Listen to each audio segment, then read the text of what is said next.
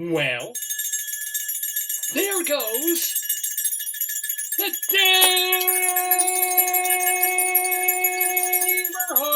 Good morning, everybody. Welcome. Yeah, that wakes you up, don't it? Such a grim and dreary. Yeah, I know, right? Oh, but I'm Dave Lefkowitz, and welcome. And that is my darling and adorable wife, Joyce. Hello, Joyce. You call me Jaime. Why would I call you Jaime? I like it. And believe me, Jesse Jackson once said I was from Jaime Town. It's not something I would necessarily. Like Jaime. Well, I, as I mentioned, am Dave, and I am thrilled every week to be doing this program. It's called Dave's Gone By. It's a video podcast. Used to be a radio show many years ago. Then it was an internet radio show. Then it was a college radio program, and now And for it was a clowning mime group. it was a clown mime Remember group. the Davy Axe? The what? The Davy Axe. And the Davy. We call ourselves the Davy Axe. It was where did we do that? Romania. Yeah. No, they really worked like the Bowery and the Lower East Side. Like they didn't really work in the fine establishments. We weren't allowed to work in the finest. They were banned from the subway. In fact, we actually had from the governor's office a thing that said only allowed to work in the lowest possible establishments, and even then. I think you did work in subway bathrooms for a while. I did. Or what was the old Monty Python line from Ken Shabby and Rosemary? God. Oh, do you remember that? Oh, my mom, Rosemary. Well, Ken Shabby is in love with this nice girl. Yeah. Playing. I think it was by Connie Booth or might have been the other.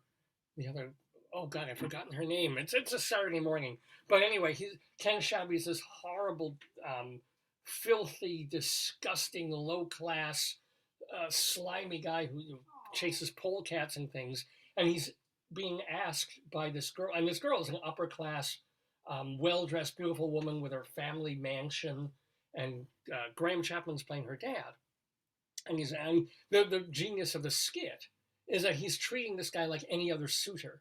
It's as if just a regular boyfriend named Derek from some great family in England has come to woo his beautiful daughter. And it's actually, it's Ken Shabby, which is Michael Palin, saying, oh, right, Gov, yeah. And Graham, as the dad, is playing it right here. He's just playing it upper crust. He says, what plans do you have with my daughter? And Graham's like, oh, squaw, I haven't had it in weeks. He goes on from there, and he asks about his job. And he says, what do you do for a living? And Ken Shabby says, I'll clean lavatories. Oh, nice. And Graham's, and this is maybe the second greatest line of all of Monty Python. Oh, is there much room for advancement in that kind of work? And Ken goes, oh, sugar, after 5 years, I gotta get this line out. Oh, after 5 years, they give me a brush. A brush? Come on. I'm sorry I screwed up the punchline, people, but oh my gosh. I remember my dad and I were watching Python and we heard that and we both just collapsed on the floor. We were just like, it was such a magnificently disgusting one-liner. How did I get on to Ken Shabby and Rosemary? This show is sort of shabby chic, if you will, as you can tell by our phenomenally expensive set decorations. Shabby chic. I had to cut them. Come on. No, it's beautiful. It's lovely. It's lovely. So let me explain the context of everything that you're seeing here on this visual for this program, Dave's Gone By. So first of all, a pretty silver bow, because we're delighted to be here every Saturday from 9 until noon Eastern Time in the Daverhood for Dave's Gone By, right here on this Facebook page that you're watching, unless you're watching the archives later on my website. But, okay, beautiful, shiny, but kind of creepy, scary color a little bit. Not really. But if you figure black and white and spooky, that is because we have and we haven't had this in a while. Hon? We have a brand new Wretched pun of destiny. And that is That is the response you want to hear from a woman you've been married to for 24 years. I'll try that again. Try to muster some enthusiasm here. A brand spanking new, wretched pun of destiny. Wretched puns, we were doing these many years ago, and then I kind of tailed off and I started doing other segments on the show. But it's a tiny little short story that ends with a play on words so egregious, so terrible, so brutal that we can only do them on Dave's Gone By. They're not dirty or anything, they're just puns. Yes, I would. Thank you very much. Excuse me. So we have a wretched pun of destiny that comes from, well, whose idea has to do with Halloween. And I know it's completely the wrong time of year, but what the hell? I wrote this week. I'm not going to save it for half a year. A Halloween, wretched pun. A Halloween wretched pun of destiny. You're not going to want to miss this later in the show. We're saving it. It's not yet, but it will be. It's not yet wretched. On this episode of Dave's Gone By. Also, we have, if you notice, 848. That is the number of episode that this is. It really actually is the 848th episode of the show, so that's pretty clear. Note the name. Right there. Where did it go? What cup? Oh, you used it. I'm using this cup for seltzer. I have another cup there. You can spill out the coffee. Well, then I'll have tea later. It's not a big deal. But I want to explain that. I'll go down and get a cup. The name of this show, this is not a spelling error, if you will, and you will. It looks like it should say Take It Easy. But notice, T-A-K, it, easy. Take, as in our guest in the Daverhood, in about half an hour or so, is going to be an actor, director, playwright named Michael Takiff. Now, Michael is never been in the Daverhood before. We're very excited to have him. He's doing a one-person show called, and get the name of it, Jews, God, and History, parentheses, not necessarily in that order.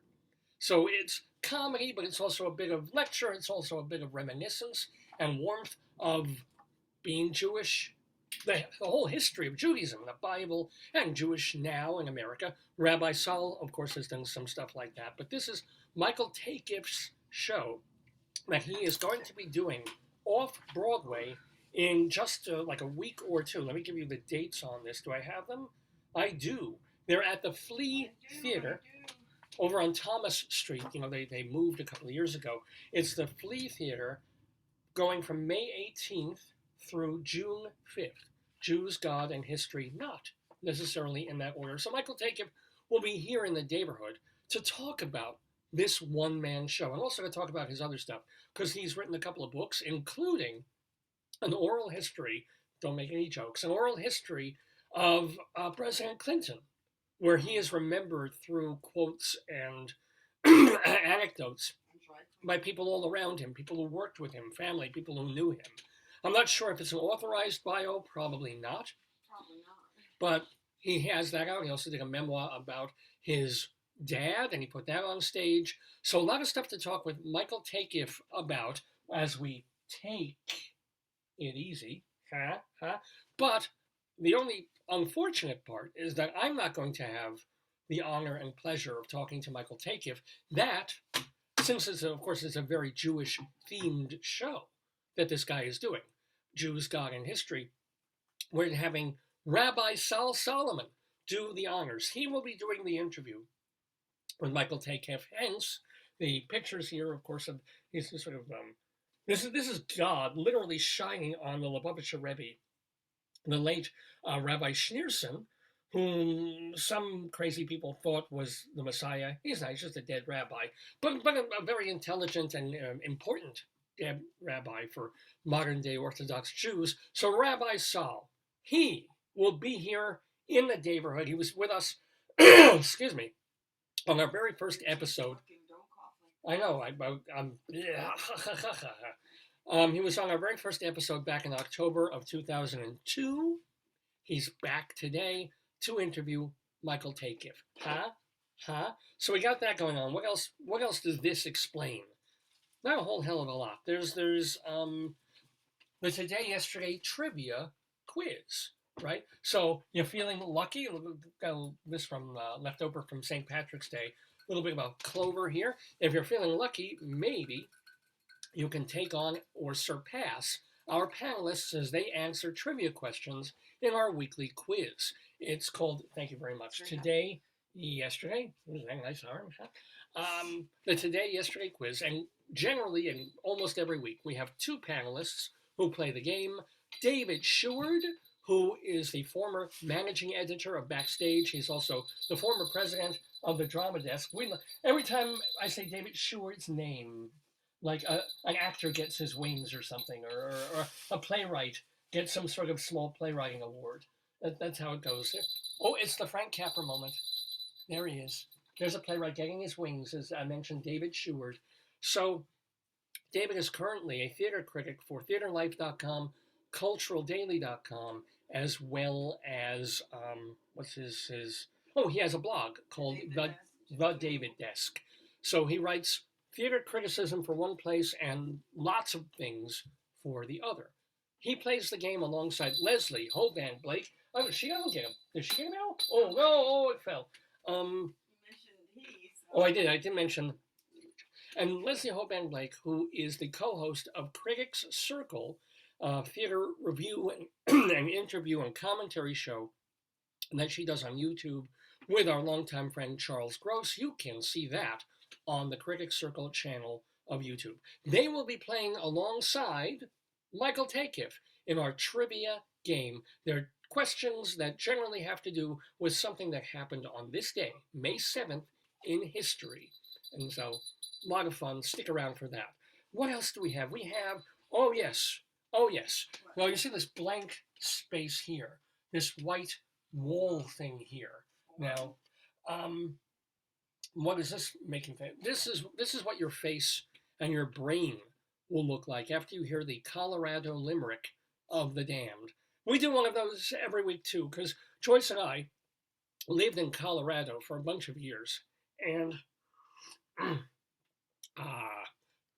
and while I was there, I got it into my head to start writing a poem about as many places in Colorado as I could, the biggest cities and the tiniest hick burgs. Whatever, I would see the name, and if I could rhyme it with anything, or since it's a limerick, usually two things, I would make a poem about it. And somehow, and this started a few years ago now, I have more than 200 of these damn things.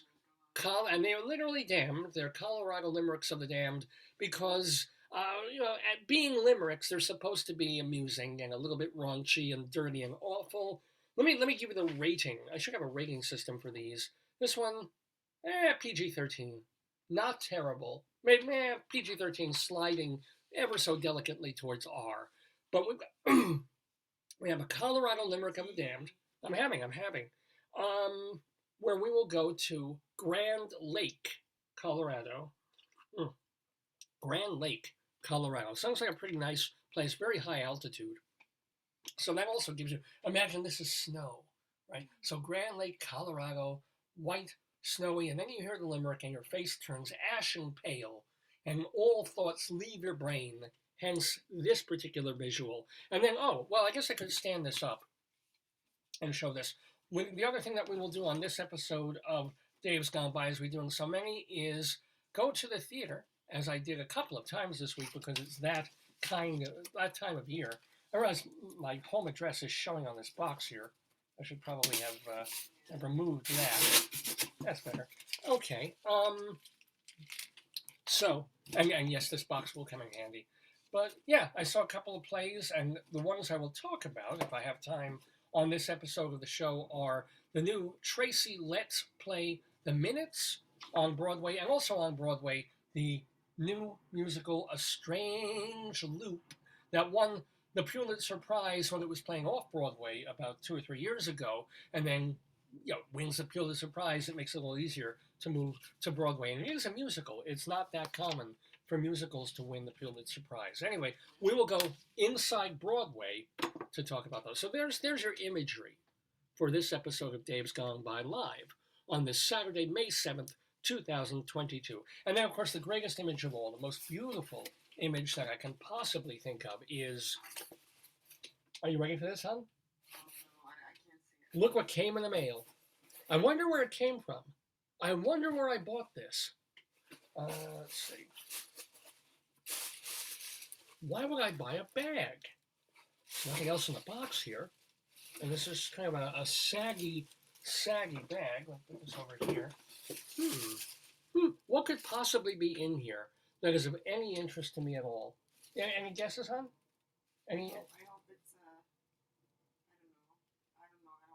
I don't know. I don't. That's also what you want to hear from someone you're married to for 23 years. I don't want to know. Here, wait. Oh, is it what? What is this? What? My goodness! Is this something with a polyp? It's a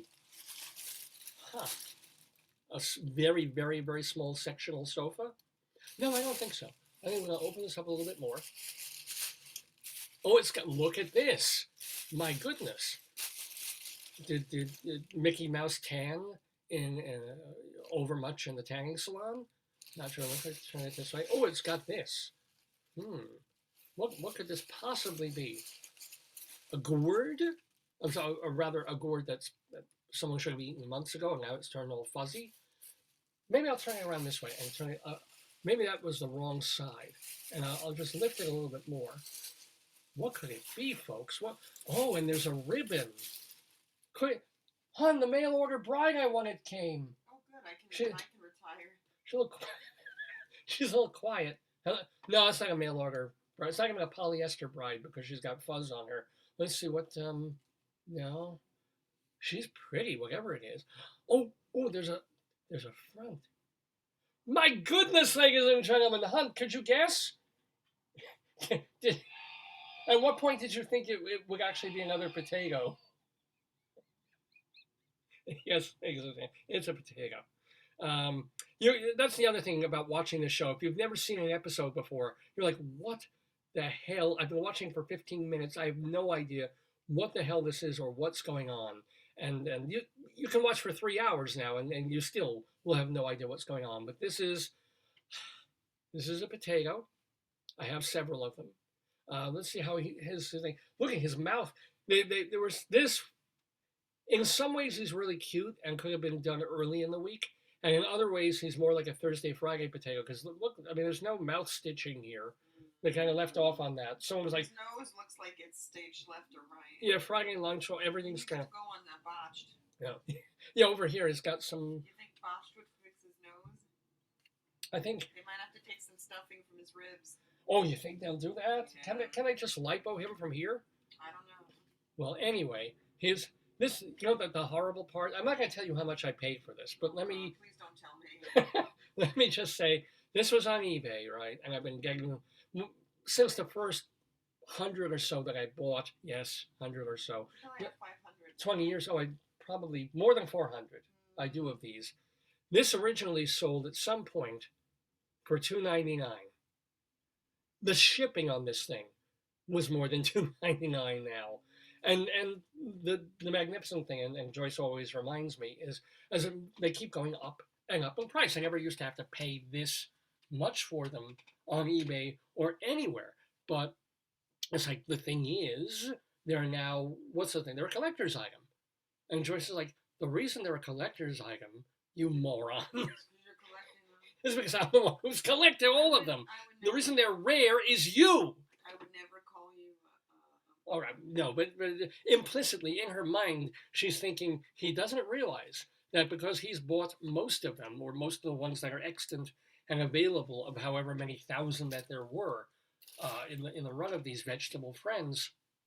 It's like, you know, I've been buying the ones up on eBay. I've been begging people who have sets of these vegetables to just, I don't want to buy the set. I don't want to pay X amount of dollars. Will you just sell me the beautiful potato? And 9 times out of 10, they will for a ridiculous price when you're buying the potato alone. But at least I don't have to pay for the whole set.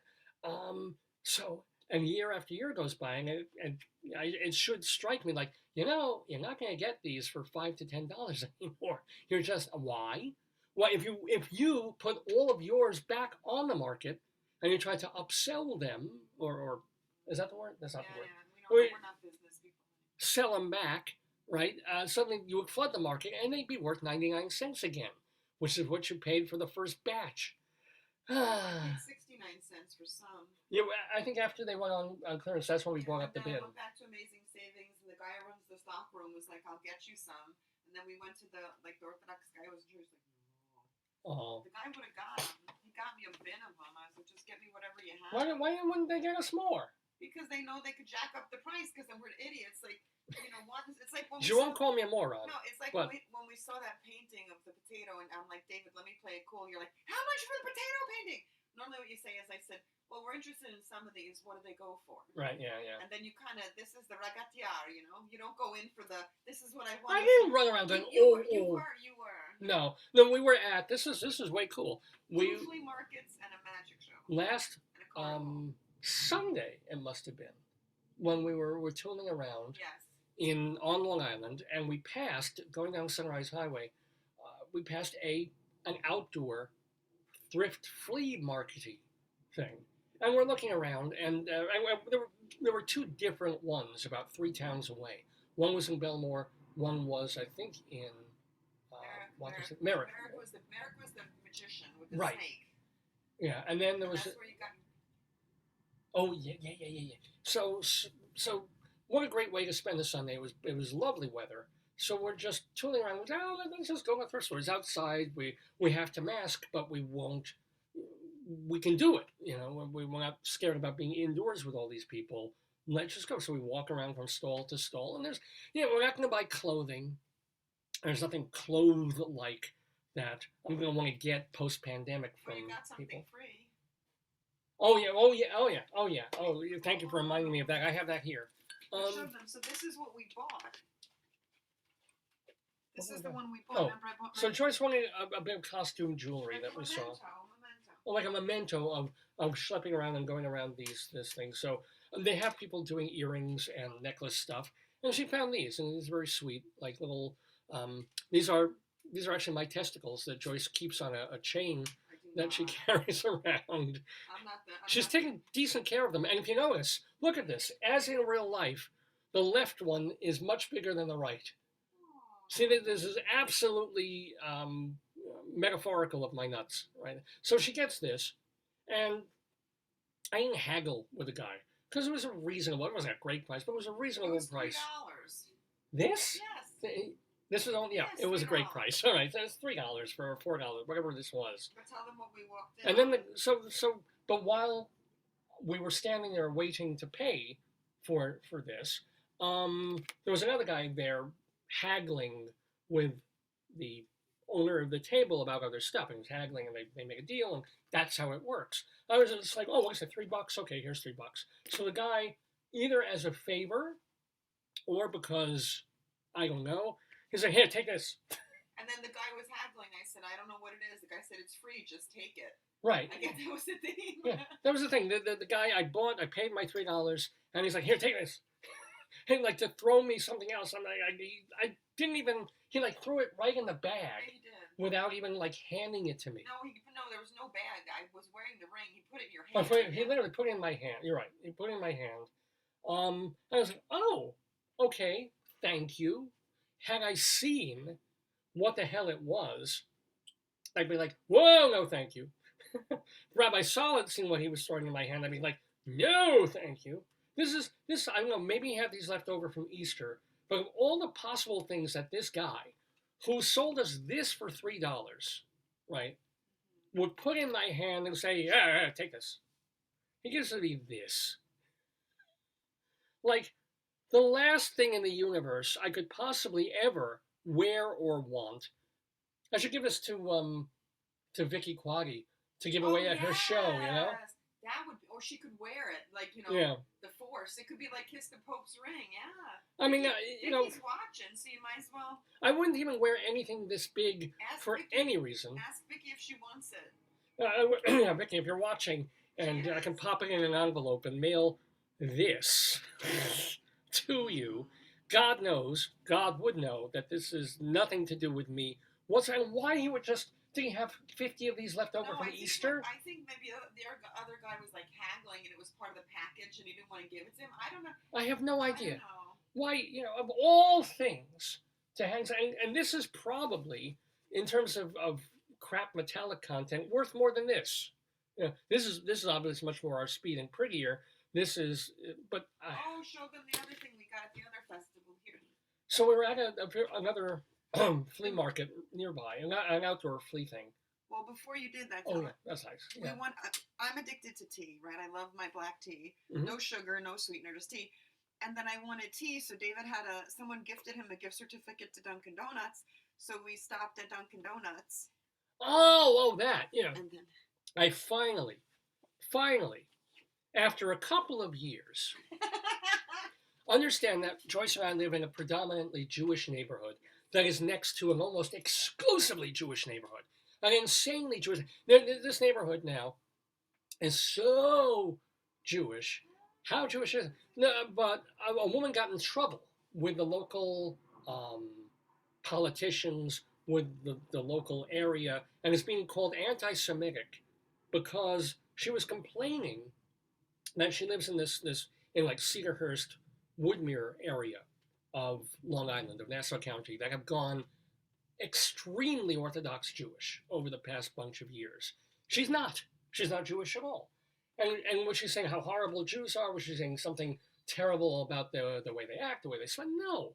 She was saying she's worried, as my aunt, who is Jewish, has complained. She's worried that with all these Orthodox Jews, the tax base, and we're already taxed up the ass, but the tax base shrinks because they're not going to want to put taxes into the public school system. They're sending their kids to private Jewish schools. And also the traffic is, getting a little, there's not a lot of car traffic on Saturdays, but there's also nothing open on Saturdays. When she moved to the area, if she wanted to have lunch, if she wanted to go shop on Saturdays, she could. Now there's nothing to do because everybody's just walking around going to and from shul. And, that's great if you're part of that very specific community. If you're not, it becomes a little problematic. Your neighborhood has shifted to the point where, it isn't what you know anymore, and it's not really for you anymore. So she had, she was just a little fed up of certain things, of the way the neighborhood's changing, of worrying about the tax base. What was the other thing she brought up? She was saying, that what really brought it up was she complained that there was a menorah on the lawn of the house across the street. It was a private residence, like an 8-foot menorah. Yeah, I mean, I'm talking not like a portable blow up thing that you'll put on your lawn for Hanukkah, like the goyim do of Santa Clauses for 2 weeks. No, this was like a big metal giant menorah, which was essentially saying it was a rabbi's house. It was essentially saying this is a shul, and across the street is a shul, and 3 blocks down is a shul, and every other house that isn't a kosher restaurant is a shul now. And so she's complaining about this, and she's saying, this isn't what I moved into 25, 30 years ago. And I'm not saying that Jews are bad, and I'm not saying that any terrible things. I'm just saying I'm worried that the diversity of the neighborhood has gone from Italian and Jewish and white, and never that many blacks in Cedarhurst, but there were. Usually maids from Lawrence coming down to Cedarhurst to shop and go back. But it's like any place. When you have white flight because a neighborhood has gotten really black and Hispanic, and you lose the safety and you lose the diversity and you lose the feeling of inclusion. When Cedarhurst and these places get 100, 80-something% Jewish, if you're not, it's not like you're gonna feel unsafe. It's not like you're gonna feel like you're being run off the road. But in spiritual, in some ways, you are. Right? So she mentions this. She writes an op-ed, and boy, did the whip come down on her, because you can't say anything these days. Everything is about political correctness. Everything is about what you're not even allowed to think, let alone write or say. And she took all this crap, and politicians are saying, we don't condone anti-Semitism, and her remarks are disgusting, and they have nothing. Read her fucking remarks. Just read what she said. Well, how did I get on this I jag? don't know. I have no idea how you. Well, well, first of all, a guy handed me this ring. Could he not see from this face that I was? And speaking of not see, David, you had a mask, a hat. You know, you were. yeah, that's true. That's true. You could have been your aunt, your uncle, your Yeah. sister, your brother. And that was the other thing that shocked the F out of me. I forget which thrift flea market it was. But on the same day, I was handed this for free. Just, you know, maybe he just sensed, Dave, are you a little tired of Judaism? Try this. But I'll tell you what I won't try. At one of these flea markets, where a lot of the times they have, and I'm assuming they're real, but maybe they're like World War I and World War II helmets, and World War II bomber jacket type things, and memorabilia stuff. Nothing that amazing that you buy at Sotheby's or something, but you know, typical soldier crap from the 1930s and 40s and so forth. And then I'm looking at this case, and they've got, you know, a couple of knives and lighters and things, and there is a penknife. Was it penknife or a lighter? I think it was some sort of knife. Yeah, a penknife about yay big, with a green like square on it, and in the middle of the green square, a Nazi swastika. This for sale amongst, you know, thousands of other items from all these tables, and I'm like, Joyce, am I see? I literally called her over and said, am I seeing things? Is that really there? And probably, if that was real, the guy probably wanted like $100 for it. I have no idea. But that was it. It looked fake. It was metal, but you know, the one part looked like plastic. Yeah. So it made me wonder two different things. First of all, who the fuck would be selling Nazi memorabilia at a flea market off Sunrise Highway? By the way, in one of these flea markets was co-sponsored by a church and a synagogue at the same time. Like half was Temple Beth Or, half was Our Lady of Perpetual Motion or something. And somewhere in there, somebody was selling a knife with a swastika on it. And then I couldn't get my mind around, well, this is a real, authentic 1940s Nazi. You were a little bit obsessed with it, right? Well, yes! Yes! And it was out of nowhere. It wasn't like a section of World War II memorabilia. And so, because there are collectors of that. They don't have to be white supremacists. They don't have to be Nazis. They can just be fascinated by that era and the evil that it evokes and so forth. But it makes me even more disturbed if that wasn't an authentic 1940s swastika insignia knife, because that means somebody made this recently. Somebody's making swastika knives. Not tomorrow because it's Mother's Day, but we could go the next Sunday, and that one's there every. The difference is the one in Belmore or whatever is there every week. Right. On Sunday, I believe. I don't know if it's Saturday too. I'm not sure. But the carnival was It was a carnival was like April 29th to May 1st. That was fixed. Right. In Merrick, but in Belmore, it was every. So if that place, and I think that's where the swastika was. Yeah. If it's there, I'm gonna. The guy told me that a guy had the pictures that we liked that were so beautiful. He said that they start setting up at 3 or 4 in the morning. Well, yeah. Well, yeah, I mean, stuff. Your belts were great. Yeah, but I got 3 belts for $10. Joyce got socks. The story started where we also saw, I mean, we're ready to leave. It was getting hot out, amazingly enough. And we're schlepping around, and then suddenly I see, leaning up against a light pole, a painting of vegetables. Trains for Dad, too. You found that one. That's right. Oh, yeah, we got those. $30 items for like $5, and she gave us free things. She was great. Yeah, we found some. I mean, it's all crap in a way. There's nothing that we actually needed except maybe the socks and the belts. But you know, you go to these things and you look around. You buy, this is cute. This is something. This will get a laugh. So we get, you know. But then I see these paintings leaning up against a light pole, and the one right in front. There's only 2 of them. There's one right in front is vegetables, including a rather nicely drawn and painted potato. Didn't look like this. It looked like a more, you know, eat a potato kind of potato. And I tried to get my heart out of my mouth, and and be as cool and calm as possible. I guess Joyce. It was like when you saw the dollar kosher hot dogs at the fair. I was excited, but yes, very. nobody. I don't think the guy could see You that. were like, when you were flailing your arms, show them. I was yes, not. You were. Yes, you were. All right, I was excited because we get a nice deal on this painting.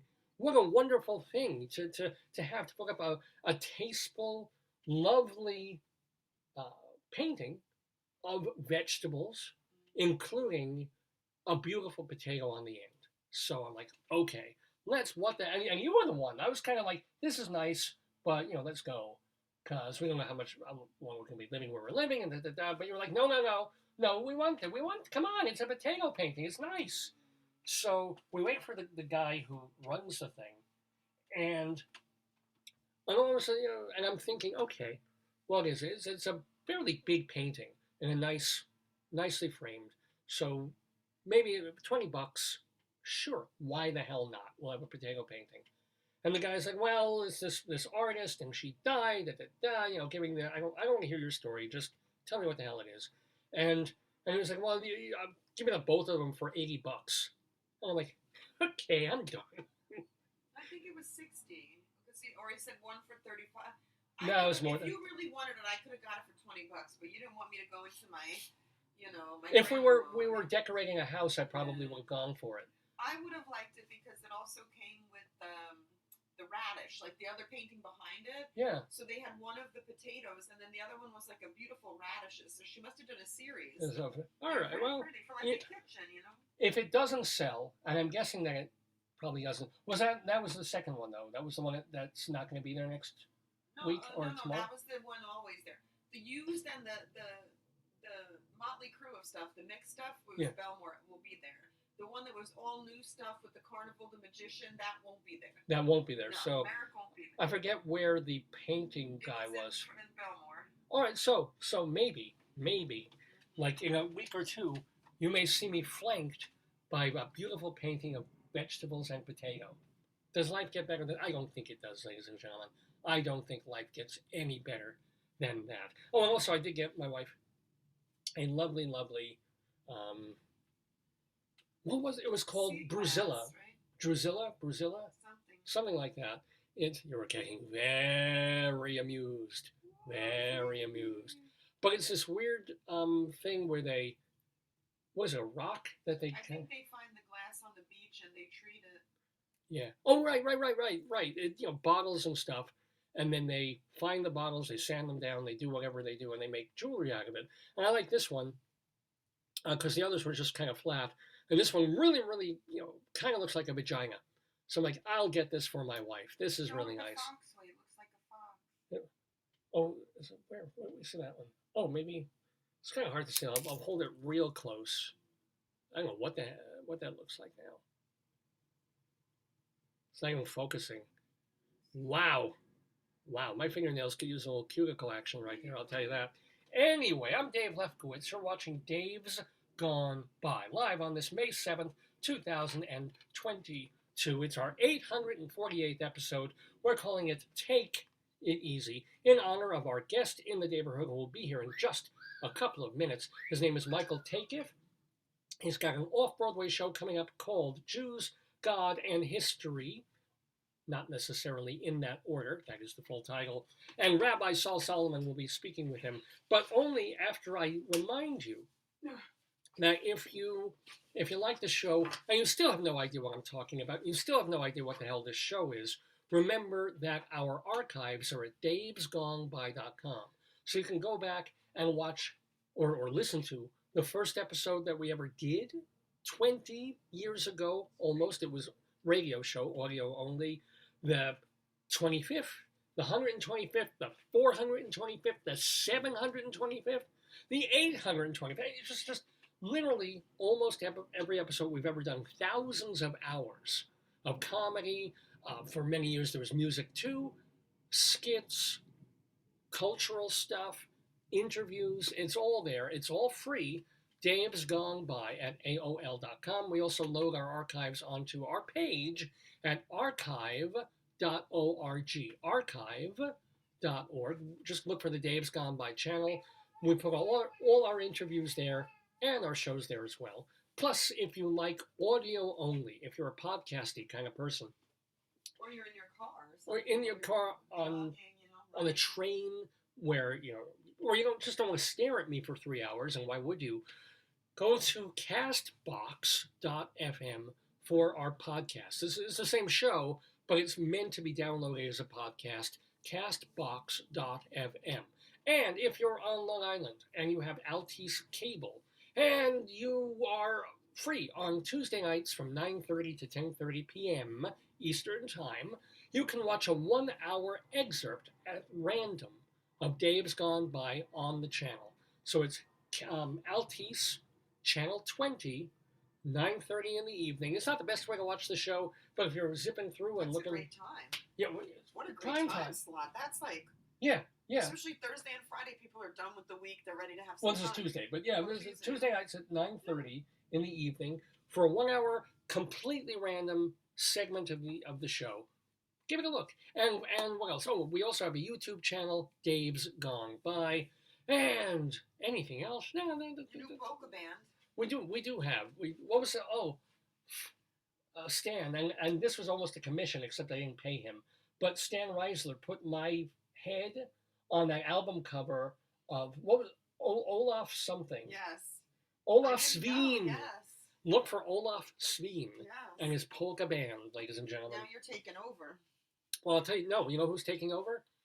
The one, the only, the Jewish Rabbi Saul Solomon, because he is going to be talking to, as we said, Michael Takiff. He is a writer. He's written a couple of books. He's also got a couple of shows and one-man shows, including his latest, Jews, God, and History, not necessarily in that order. So, without further ado or a don't, let me bring into the Daverhood the one, the only, the Jewish Rabbi Saul Solomon.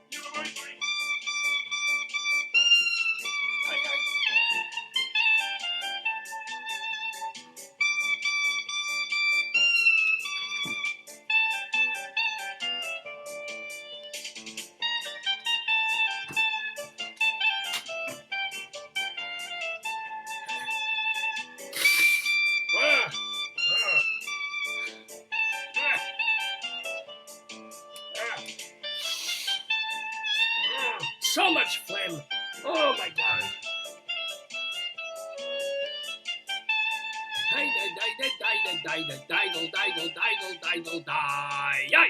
I am Rabbi Saul Solomon, founder and spiritual leader of Temple Sons of Bitches in Great Neck, New York. And I am thrilled and delighted to be talking to, well, let's see, what's the name of this man's show? It'll come to me. Hold on, don't tell me. Don't tell me. Something about God, something about Jewish, and there's a third thing. But yes, ladies and gentlemen, it is Jews, God, and History, not necessarily in that order. A one-person show featuring the person that we are staring at the moment. He has written articles for the Los Angeles Times and the Huffington Post. He actually had a decade of doing stand-up comedy. He wrote, and you should pardon the expression, an oral history of Bill Clinton, told by the people who knew him and worked with him. And, of course, now he's got Jews, God, and History, and Michael Takiff. Shalom and welcome! Shalom, good Shabbos. Good Shabbos to you, sir. So I guess you're not Orthodox. I would guess that's correct. And you're, despite your payas, I guess the day I have to assume you are not exactly Orthodox, or at least very modern Orthodox. Yeah, I'm sort of moron Orthodox is what they call me. That's where I go with that. But let me ask you, what's your upbringing? What section of Jewishism were you? Jewishism. That's good. We were Orthodox by affiliation, but not by practice. which means that we were somewhat kosher. We were not kosher. We were somewhat kosher. It's interesting. We grew up. We did not eat the big time treif. We didn't eat pork or shellfish. We did. My mother did get the chicken and the beef from the A&P, not the kosher butcher. However, I remember from when I was very young, and my siblings were older than I remember clearly, that sometimes we would have bacon at breakfast. And my mother told me that when my father was the religious one in the marriage, my mother was a free thinker. She was raised kind of a red diaper baby. My mother told me that during the 40s, when they were courting, they'd go to Coney Island, and my father would eat clams on the half shell, which even she found too disgusting. But my father decided to set a better example for his children. The deciding event seems to have been the death of his father. I was 4 years old. This was about many years ago. And he went to the Orthodox shul 3 blocks away from our house, and he said Kaddish, and he was surrounded by these men. So he decided that it was time for us to give up eating treif. So we gave up eating treif. We also gave up ever having eaten treif. So that whenever the subject would come up, my father would say, "No, we didn't have bacon at breakfast." All right, no, that's fine. And if we went to, we never did that. And then if we went to a restaurant and the soup of the day was lobster bisque, he would say, "That's not food for Jews." Even though he had been eating clams. That's my watchword. That's not food for Jews. And I eat the same way now. I love Jewish hypocrisy. There's no better hypocrisy in the. If you're going to be a hypocrite, be a Jewish hypocrite. You might as well. Because we are the chosen hypocrites. I love that. Chosen. Exactly. Tell us, by the way, now you do come by your orthodoxy by proxy. Very honestly, though, is it true that your great grandfather was a fairly major rabbi? This is the family lore. I have no proof of this, but this is the family lore. My uncle Milton had a book, and it was handed down from someone to someone to someone, and it turns out that he decided that we were calculated, that we were all descendants of the great sage Levi Yitzchak of Berdichev. And that's the right reaction. Thank you. Yes. And because I don't get that much reaction for myself, but if I can get it for an ancestor, I'm pleased. Yeah, say the name again one more time. Levi Yitzchak of Berdichev. Oh, wonderful. Thank you very much. That's so, right. Well, did they tell you about him? Did they say, "Oh, this is really great"? Well, he was known. No, you can read about him there's a chapter on him in the book by Elie Wiesel, Souls on Fire, and he's famous for. He had a very sunny disposition, but he's also famous for putting God on trial, for questioning God and saying, "Well, here it is, Yom Kippur, God, and we have to atone to you, but come on. We have some issues here too." So, and this was pre-Holocaust. I mean, this was like, yes, way before. Yeah, this was centuries ago. So there's some of that in my show. Asking God, well, okay, it's time for you to answer some questions. So, well, let me ask you, don't give away the ending, but how does God come out in your show? Well, there are many different images of God. There is God. We see God in several different faces and guises. The show starts out, there you go. The show starts out with God and Abraham. It starts out with the founding of the Jewish people, appropriately enough, for Jews, God, and history. It starts out with the beginning of our history. And God is really proud. He wants to start this thing called the Jewish people. He wants to start the Jews, and it's going to lead to bagels and to movie moguls and to sports agents and crooked hedge fund managers and all these wonderful things. And then God says to Abraham, Abraham says, well, what's my end of the deal? And also spectacular cold cuts, God says. And which, after all, that's a reason for that's having. All that counts. That's pretty important. So far more important than anything. I'm telling you. Yes. A good pastrami sandwich.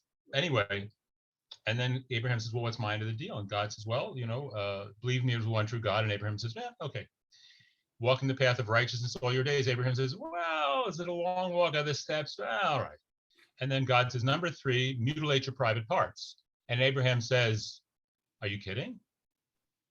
Seriously? Really? This is what you want me to do? So this is God starting out. And then, yeah, exactly. This is kind of, and to this day, this is the thing about us. We do this thing called the bris. And what we do is we take our newborn son, who's a week old, most vulnerable creature we can imagine. And the mother, of course, is plotting and going crazy because she's just given birth, and there's this strange rabbi in this white coat coming to do this thing to her child. And we mutilate him irreparably. And then what do? We eat. We have bagels. I mean, and it's just this normal thing. But if you sit down to think about it, it's really strange. Oh, and that is why I'm one of those rabbis. When I do it, I use my teeth. I don't do the knife thing. I just go. One of those. Yeah, spit it out. There's a little bit of blood. You know, a little peroxide. The kid's fine. It's true. Or if it's not fine, it's a girl. And this day and age, the boys, the girls are all the same anyway. They all want to be the other. You have a boy that wants to be a girl. You have a girl that wants to be a boy. So if you tear off too much down there, does it really matter? This is what I want to know. There you go. So what did the Jews' God in history thing, did it come to you as like, first as an essay or a book, and they said, I should do this on stage? Or did you feel like as a theater thing first? I have, as you mentioned, I have a background in stand-up comedy. I have a background in writing. After my father, I wasn't really doing. At the time I was a stand-up comic. My father died in 1992 on Christmas Day, 1992. In fact, that's a long time. I'm sorry. Was he sick or why? That was a long time. Well, yeah, he was old and he had chronic lung disease. But this was a while ago, so I'll get over it eventually. But anyway, he died, and I started. Loss of a parent. This is the first of my parents to go. It's a seismic event in someone's life, and I sat down and started writing about it. And I wrote about him and our family and his life and death. But also, I started writing about Jewish subjects, and life as an American Jew, my upbringing as a Jew. And a lot of it, I started to work on it as a performance piece, and then I was going to try to stage it, but then I started writing books. I got a book contract. I've written a couple of history books, as you mentioned. I wrote a book about American military veterans. I wrote a biography of Bill Clinton. But at one point, I don't know, 6-7 years ago, I decided to do what I had intended, which was to turn it into a stage show. Because I came to New York to be an actor. I studied singing. I was a stand-up comic. And I started working with the director, and it turns out I had 2 shows. So this is actually the second show. I have one show that's really, it's called Black Tie, His Son's Journey Through the Death and Life of his Father, and that's really more a family memoir. It's mostly about my dad, but about the whole family.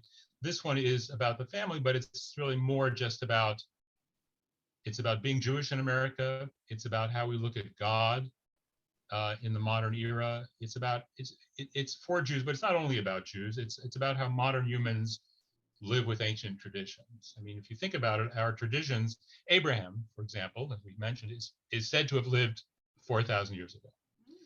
So that was 4,000 years ago. Since then, we've learned a few things about the universe. The sun does not revolve around the earth. The earth revolves around the sun. Wait, what? What? I know. Are you shocked? I was taught differently. I don't know. You say what you say. Copernicus is on you. Copernicus, if you haven't gotten to Copernicus, is on your next podcast. And Darwin is on your podcast after that. He told us, well, the world wasn't exactly created in 6 days, fully formed. But here we are. We still look at these traditions. We still say these ancient prayers. What do they mean to us today? How do we approach that? How do we live with all that? And well, I mean, again, where do you come out the other side of this? Because so many people, from Saul Bellow to Larry David, are going through what does it mean to be Jew, and me, Jewish in America, Jewish now, connection to ancient ridiculous customs, but you don't want to leave them because without them, you're kind of wandering around lost. Where do you come down, like at the end of your show, on all of this? It's complicated. There's no simple answer, really. I think that for me, we talk a lot about God, and I talk in the show, and this is something that audiences sometimes are a little puzzled by, but I don't mind that. I say to the people, well, flat out, I'm an atheist, and I don't believe in things you can't prove.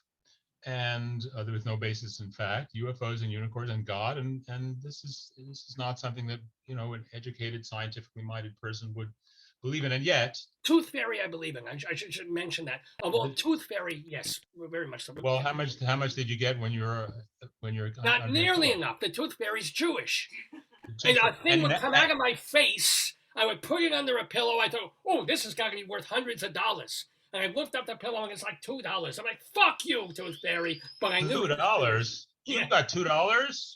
Depending on that. Ooh, Not for one of these. Yeah. that's pretty good. $2. I got Back to 15 cents. 75 cents is horrible. But now, if I lose a tooth, I have to pay the oral surgeon $2,000. So he's also Jewish. Where? Of course he is. But where's the justice? Of course he's Jewish. What? Hello. This is New York City. What? There's a non-Jewish dentist somewhere. I don't know. What are you thinking? What a terrible idea that would have. Yeah, but anyway, we were talking about it. But I also, in this show, I talk about this, but I also can't stop talking about God. And I have several representations of God. And I talk about God visiting this synagogue where I grew up, this Orthodox synagogue in New Jersey, where I grew up, and God never goes to New Jersey. Of all places in the world, there's one place God doesn't go. Even God. No, you didn't know the rabbi at my show in New Jersey. He was remarkable. And if God was anywhere on Yom Kippur, Jerusalem, Crown Heights, Elizabeth, trust me, if you ever saw this guy, you'd understand. And if you come see my show, you will understand, because so the second act begins with a recreation of Yom Kippur, the Yom Kippur service, ending with Neela. Yeah. Are people allowed to eat?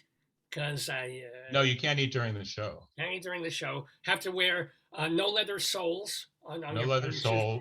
A white kittle, a white little jacket, and yeah, you can. And I was told you have to blow the shofar, but I'm not gay, so I'm not going to do that. But we're talking with Michael here on Dave's Gone By. I'm Rabbi Sal. What the show that he is talking about that is behind him, I want to let you know, I want to remind you that you can see Jews, God, and history, not necessarily in that order, live necessarily at the Siggy Theater, which is named after, and Sigourney Weaver, actually named it after her, of the Flea Theater, which is now at 30 Thomas Street. Yes, it's on Thomas Street, and you can go to JewsGodAndHistory.com for information and tickets. And it's playing from May 18th through June 5th. So it hasn't started yet, but it's starting like a week or so at the theater. Soon. So I apologize again. I'm pulling you all over the place and not letting you really finish a thought, which is also Jewish. So Talmudically, you were on the thread of God appearing in places and where Jews are in terms of God in the modern world and in your show. Yeah, where do we look for God? How do we look at God? God can mean so many things to so many different people today. Is it the old man in the white beard? And as you can see in Michelangelo, in portrayed by Michelangelo in the Sistine Ceiling, is it this sort of impenetrable, unknowable God force, which is, I guess, the Reconstructionists believe, the Reconstructionists who are really, let's face it, Buddhists who like chopped liver, and is it I'm stealing that. I'm stealing that line. Thank you. I got to laugh that you have your audience there. Thank you very much. That's my darling. That's my wife Miriam Libby. We've been married for God. We have 21 and a half beautiful. Well, they're not all beautiful. There's some inbreeding going on, but she's a. Wait a minute. Only 21 and a half. What's the matter with you? You've got the payas. You should have 30. Well, during the pandemic, we got bored. I understand. You took a break. I'm sorry, but continue. Please continue. I don't know where was I? I was talking about God, and the other thing that's a big. And Reform Jews you were mentioning, and things like that. Reform Jews, or Presbyterians, in other words. At a Reform shul, they have a choir, they have robes, they have an organ, they have a cross, and they don't really. I'm just kidding. They don't have an organ. Anyway, so the other thing that Jews, and this is in the modern era, how do we? I don't mean to break up the levity here for a minute, but you'll forgive me for mentioning the big word, the H word, the Holocaust. After what happened? Wait, no, I will stop you again because we were talking for like 15 minutes. And I mentioned the Holocaust. There's a rule that if 2 or 3 Jews are in a room, they must mention the Holocaust at some point in the first 10 minutes of conversation. But I did bring it up before. I said post-Holocaust and something. In fact, my wife and I, we have this sort of game, and my wife especially, it's like how long in the day, if you turn on like NPR or open the New York Times, how much of the morning goes by before there's some reference?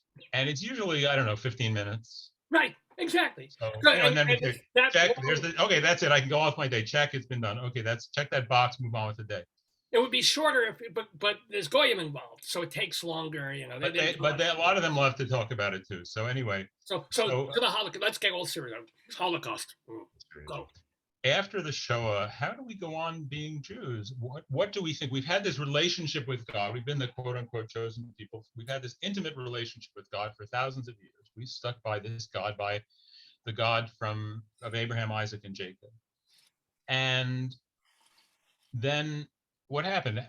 Do we believe in God after this?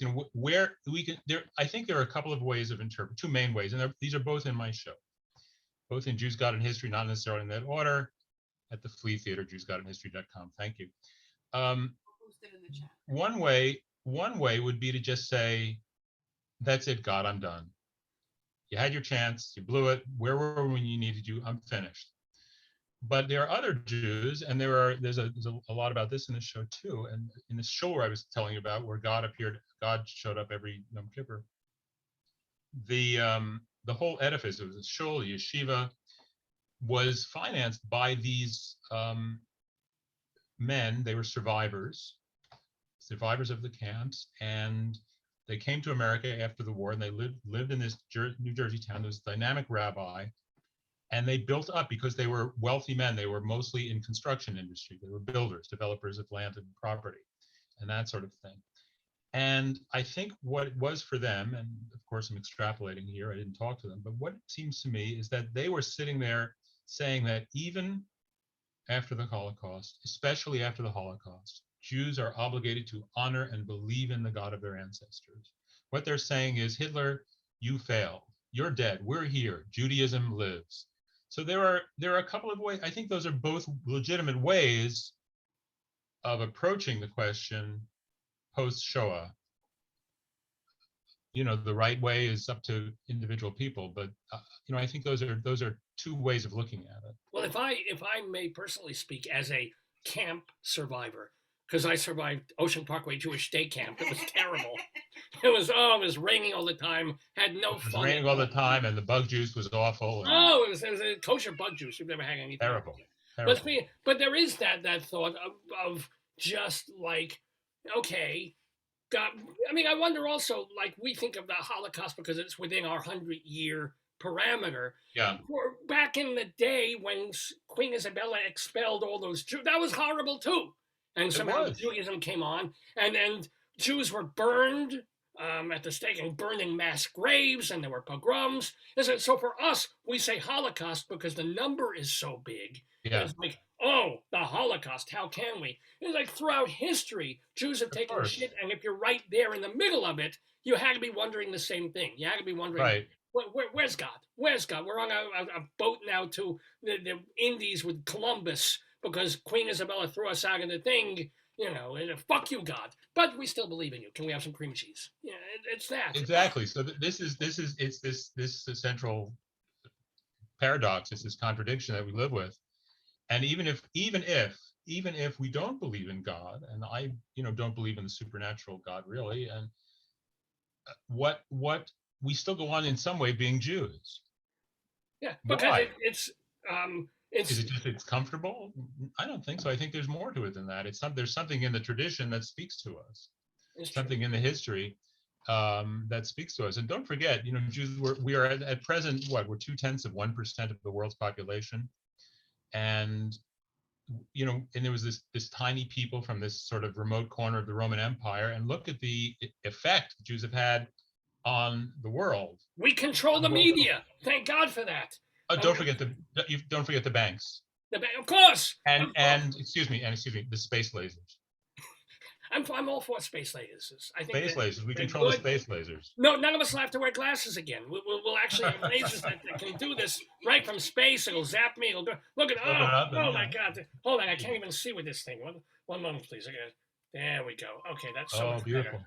Thank you. So let me also ask you. Speaking, moving a little bit away from direct Jewishness, but still in terms of history and telling stories, one of the things that you do as a sideline is coach people in how to write a memoir, how to tell their own stories. What are one of the two most important things that you tell someone who's like, look, I've had a life with some really interesting, fun anecdotes, but how do I write a book? How do I tell this how do you get them on the path? Well, usually what I'll do is I'll sit down and talk. Depends what they want to do. I mean, I'll sit down and talk with them and record it and then string together the stories from the recordings.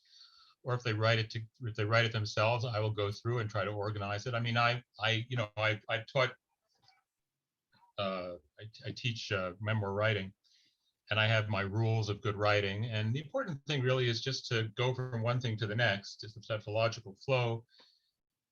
Your verbiage should be economical. You shouldn't have a lot of extra words. Don't have stuff there you don't need. But I guess if I tell people, it's really to sit down and be honest and not to just rely on cliches and sort of accepted retellings of history. Really to sit down and think about what you want to say and what's happened to you. Okay. And I get when I interview people for oral histories, I really do try to let them talk, but really try to get them to open up, and that's the important thing. Who influenced you as a writer? Like when you were either in school or post school, and you thought, "Hey, I want to start writing," because you've written, as we've said, books. Who influenced you? I don't know. That's a hard thing to say. I like to write. I like to write. Well, I pick things up along the way. This goes back more to the Jewish discussion. Is I think one of the best. Well, one of the writers who's meant the most to me is Philip Roth, of course. Stop. Why, of course? Because you'll say that name, and I'll go, well, yeah, Philip Roth. But why Philip Roth? Well, I'm about to explain. Okay. But we interrupt. We're Jews. We do that anyway. First of all, he was from Newark, and I'm from Elizabeth, which is right next door. He once described his writing. He said, "Family, family, family, Newark, Newark, Newark, Jew, Jew, Jew." He's talking about his father, but he said that's sort of my writing too. And of course, with him, it was also sex, sex, sex. But Roth, a couple of things. One, just the sort of the bravery and the comic energy. And you look at Portnoy's complaint, just from the first page to the last, the driving comic energy in that work, it's really remarkable. And I know a lot of people, when it came out, they were talking about the dirty parts, and they would go up to him and say, Mr. Roth, here's a piece of liver and things like that, because of the famous scene with the liver. But you know what I'm talking about. Yeah. It's been a while, but yes. Yes. And it's not even chopped. Yeah. Yeah. So I fucked the family dinner. Yes, but when that book came out, that was shocking, And so, yes, I mean, so brave. But also the other thing about Roth is that he talks about Jews in America. And when you look at how we are in this country, we've prospered here really as we have never have prospered nowhere else. We've been able to live freely, especially after the Second World War. Anti-Semitism has certainly dropped down. All sorts of things the Ivy League, the big law firms, all that is open to Jews now. Things are looking dicey at the moment. Still, this has been a land of milk and honey. And yet, I think that we're still not entirely comfortable in the society. I think and I think it's true, that the larger society doesn't really still know quite what to make of us. And so I think that goes through Roth, and I think people will see that in my show. It's that we're so much a fabric of this country, but we're still somehow apart. And I think that's in Roth. And just speaking of the writing itself, Roth is just a master of writing these clear, elegant sentences, which I just love. No, it's fine. There's a line in my show. I don't know if you've seen it, and if you haven't, why haven't you? But there's I've been delinquent. one person show that I did called Shalom Damn It, An Evening with Me. And I mentioned Uh-huh. the fact that if you went to a Jew living in Germany in 1910 or 1920, and you ask him, what do you think Germany's going to be like in 10, 20 years? They'll be like, well, the same, only a Yeah, little better. right, And, right. and 20, who the fuck knows what will happen anywhere You don't within know. a decade, within 2 decades. So we're Uh, comfortable in America. It's been a wonderful place. We don't know within no, 20 no, years. I mean, no. we're going to take abortion away. So there you go. I'll end up having 60 kids. My wife is just, at least she has some relief. We get to kill one or two now and then. But that stops. I'm kidding, anywho. We're talking with Michael Takiff, the author and cast of Jews, God, and History, not necessarily in that order, which you can watch or go see from May 18th through June 5th downtown at the Flea Theater on Thomas Street. So definitely you can see why you're going to want to go see it. But I still have a couple of questions for you. You're going to, wait. Link on Facebook. By the way, if you're watching this and you want to buy tickets, the link to the theater, to the show, is on Facebook. If you're watching this program, so just go buy tickets now. Go get them, damn it. Yes, Awesome. absolutely. I want to ask you about the before I have to leave and you stay to play the trivia with Dave and David Sheward and Leslie Blake. They're coming in, but the Clinton book. You Yes. wrote an entire book about an American president. Did you ever even get to talk to him, or did you ever get any feedback from him or his people after it came out? I didn't talk to him. I did not. I did send him. I spoke at the Chappaqua Library. I live in Chappaqua, and the librarian there offered to send him a book because she knows him. And I said, "Thank you, Mr. President, for living such an interesting life." I don't know.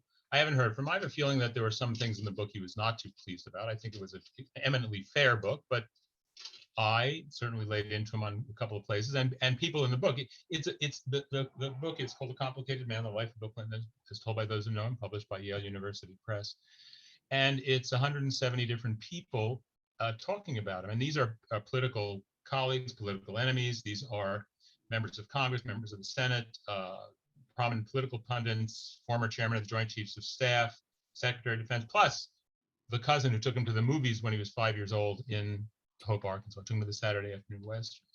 So I did not speak to Bill himself, but I spoke to just an enormous number of people around him to fill in the story. But and not Hillary either. I assume she didn't. I did not speak to. She didn't speak. The Hillary's very careful, and this was written. She was planning to run for president. This was before that, so no, she did not. So let me ask you, besides the sex stuff, which I don't give a shit about, which shouldn't have even come up in his presidency, no pun intended. But what was complicated or difficult about him not having to do with Monica or the other women or any of that, just as a leader? People can look at him in so many different ways. Some people think, great guy, what a terrific guy, so social, so he just was wonderful with people. And other people will say, what a phony, what a jerk. Other people say he was such a dynamic, he was a leader who was able to meet the moment. Other people say he had no principles, he was just too flexible. Some people will say, look at what he did for poor people. Look at the welfare reform. Other people will say, look at how he screwed poor people. Look at the welfare reform. So there's so many different ways of looking at this man. Who's the real guy? Is he this scoundrel, or was he this political genius? And it's interesting. People ask me toward the end of the process. I was meeting with somebody, had an important government official. I'd met with this person a couple of times before, and this person said to me, "Well, now that you're almost done with this, what do you think of Bill Clinton?" And I said, I'm not sure. And this person who had served in the administration said, you know what? Me neither. And a prominent journalist from Arkansas, and these journalists from Arkansas, they knew Bill Clinton better than anyone because they knew him well. He was not in the exalted office of the presidency. They'd see him in Little Rock, they'd see him at the softball game, they'd see him, at the video store, they'd see him at the grocery store. This was a prominent dean of Arkansas journalists, the Little Rock press corps, and he said that every time that Bill Clinton ran for re-election, he'd write an editorial that would say, well, we don't know if he got it right this time, but next time he's really going to get it right. He's really going to do it, but he never quite did. He wasn't a bad governor, but he, and this goes for his time as president too. He came in with such high expectations, one of the highest IQs you can imagine, a brilliant, amazingly brilliant man. I can tell you stories about that too, but an amazingly brilliant man with incredible people skills, everyone from world leaders to people at the McDonald's where he stopped for coffee, to one person in a crowd of 100,000 hearing him make a speech. Everyone says, this guy speaks to me. This guy understands who I am. Such gifts. And if you look at his presidency, he did some good things, but were there any great accomplishments? It's hard to say. So I think it's a mixed report card, but everybody's got their own opinion book, and that's what makes him so fascinating. Well, it's interesting. I wish I had that level of mystery, because I know people who deal with me, friends, very quickly they hate me, and that just maintains throughout. The hatred is there, and nothing I can do. And it's right. Yeah. I don't hate you. You don't? You don't know me long enough. Am I missing something? It's only been half an hour. Should I hate you? Okay, I'll hate you. Okay. Absolutely, you should hate me. But don't hate me so much that you don't promote your show. Jews, God, and History, not necessarily in that order. Playing soon at the Siggy Theater it's a small theater in the Flea Theater, which is running from May 18th through June 5th of this year. Go get your tickets. The link is on the Facebook feed, and it's also let me make sure people know your it's Michael Takiff.com, Takiff. Michael Takiff.com. You can also go to gravitashistory.com if you want some help. You're thinking of writing a memoir, telling your story, and you see this man as being able to help you get your story out. Michael Takiff. Now, Michael, please don't go away. I'm here. Go away. I am going to go away because there are people who hate me, and they're bill collectors mainly. So, Dave Lefkowitz, who produces and hosts this program, he's coming in a moment to take you through the trivia game with Leslie Hoban Blake and with David Sheward. I want to thank you so much. Thank you so Michael, much. What is Michael? What's your Hebrew name? Moshe Mordechai ben Avram HaKohen. Okay, Mr. Takiff, we thank you very much for being with us in the Daverhood. I'm actually going to share my screen. This is kind of cool. I'm gonna share Dave's screen here, if they can let me do this, to show a little trailer thingy of your show, so people can watch and also decide, hey, I'm going to go see this. So let's share. Is it sharing? I got this thing here. Then I'm going to open this up, and we're going to do this, and shalom to you. What would make you a Jew? All right, let's go.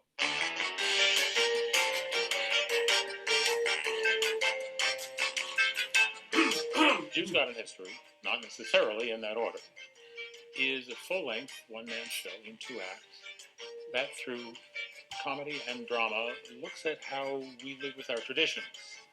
The show opens with God revealing himself to Abraham many years ago. I have a covenant for you, a deal.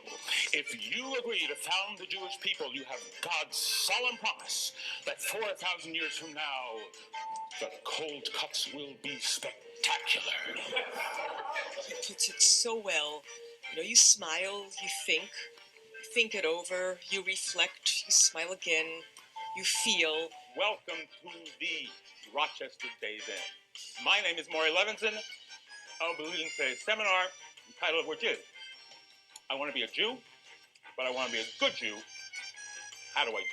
Since you're all interested in becoming Jews, as most of you, some of you are marrying a Jew, some of you are just having a midlife crisis. Maury doesn't judge. Although, a word to the wise, a Porsche is easy. In our Instagrams and in our Twitter feeds, it's really...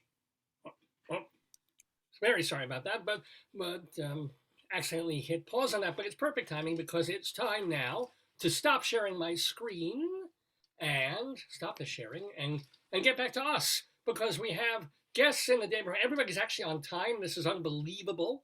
So we have with us, first of all, Michael Takiff, the creator of the solo show Jews, God, and History, not necessarily in that order. He is here to play the weekly Today, Yesterday trivia quiz opposite our currently muted participants, but please unmute. I'm unmuted. Thank you. And Leslie Hoban Blake. Hello, everybody. How you guys doing? Wow, that's exciting. Yeah. Well, you're still talking, so And Leslie's trying to unmute, so she's getting There we go. Well, yeah, David Sheward, how was your week? How you doing? Okay, well, today is my birthday. Happy birthday to you. Thank You're you. 63, right? Or Yes, I am. Thanks for reminding me. I am now 63. As a matter of fact, about 5 minutes ago, I was born at about 10:15 in the morning. You remember it? Do you remember anything about Yes, it? yes. It was quite a traumatic experience. I was in this floating along in this sea of fluids, and then all of a sudden, somebody slapped my ass, and it was terrible. Well, that happened last night, but sorry. You No. That one, literally. Mr. Peabody. Yeah. Well, actually, speaking of which, not that thing, but how are you and your husband going to celebrate your birthday? What? Well, no. Never mind. Not that part. No. We're going out to dinner. We're going out to dinner this evening, and then we're going to see American Buffalo, which is an appropriate show for a birthday celebration. Yeah. Where are you going for your birthday? What restaurant? Chez Josephine. Oh, lovely. You're right up the street from me. Oh, yeah. This was a show my husband wanted to see for some strange reason, but and I was supposed to see it a few weeks ago, but Lawrence Fishburne had COVID, so now I had to reschedule it for now. I was supposed to see Billy Crystal on Thursday, but he got the flu. I saw him Wednesday. Unbelievable. Lucky you. Yeah, I got lucky too. I saw Mr. But I Sheward also saw him singing and spittle flying out of his mouth to the first 3 rows. So they're all going to get the flu. I imagine, they it had their can't be masks helped when people say, and he was incredible because he's 74 years old, man. And, He had his mask held up on. the I mean, show. the audience had their masks on. We still have to have all masks on, but Yeah, but they're not checking. They did not check vaccine status, and I'm a little concerned about that. I went to How I Learned to Drive last night, and they checked the vaccine status there. I'm glad that the individuals are doing it. And I read I'm very sorry. Hello, new guest. I'm very sorry. I'm sorry. Weren't you listening? He was introduced. Not before on time. Hello, Michael. I just wanted to say that there was something in Forbes magazine online because I don't subscribe to Forbes that said that Broadway, since the vaccine mandate had stopped, beginning of May, the box office receipts had dropped also.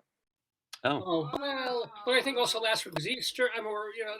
I think there's more to it. People go more on Easter. People buy tickets because it's the holiday. But that was 2 weeks ago. It was high, and then a week later it went. And also you had a lot of shows comping because the critics are coming in. I don't know. I think that's an anomalous. Well, I would like to think that it's going to affect and they're going to put it back. So I'd like to think that's the reason, I want that vaccine mandate back for the theaters.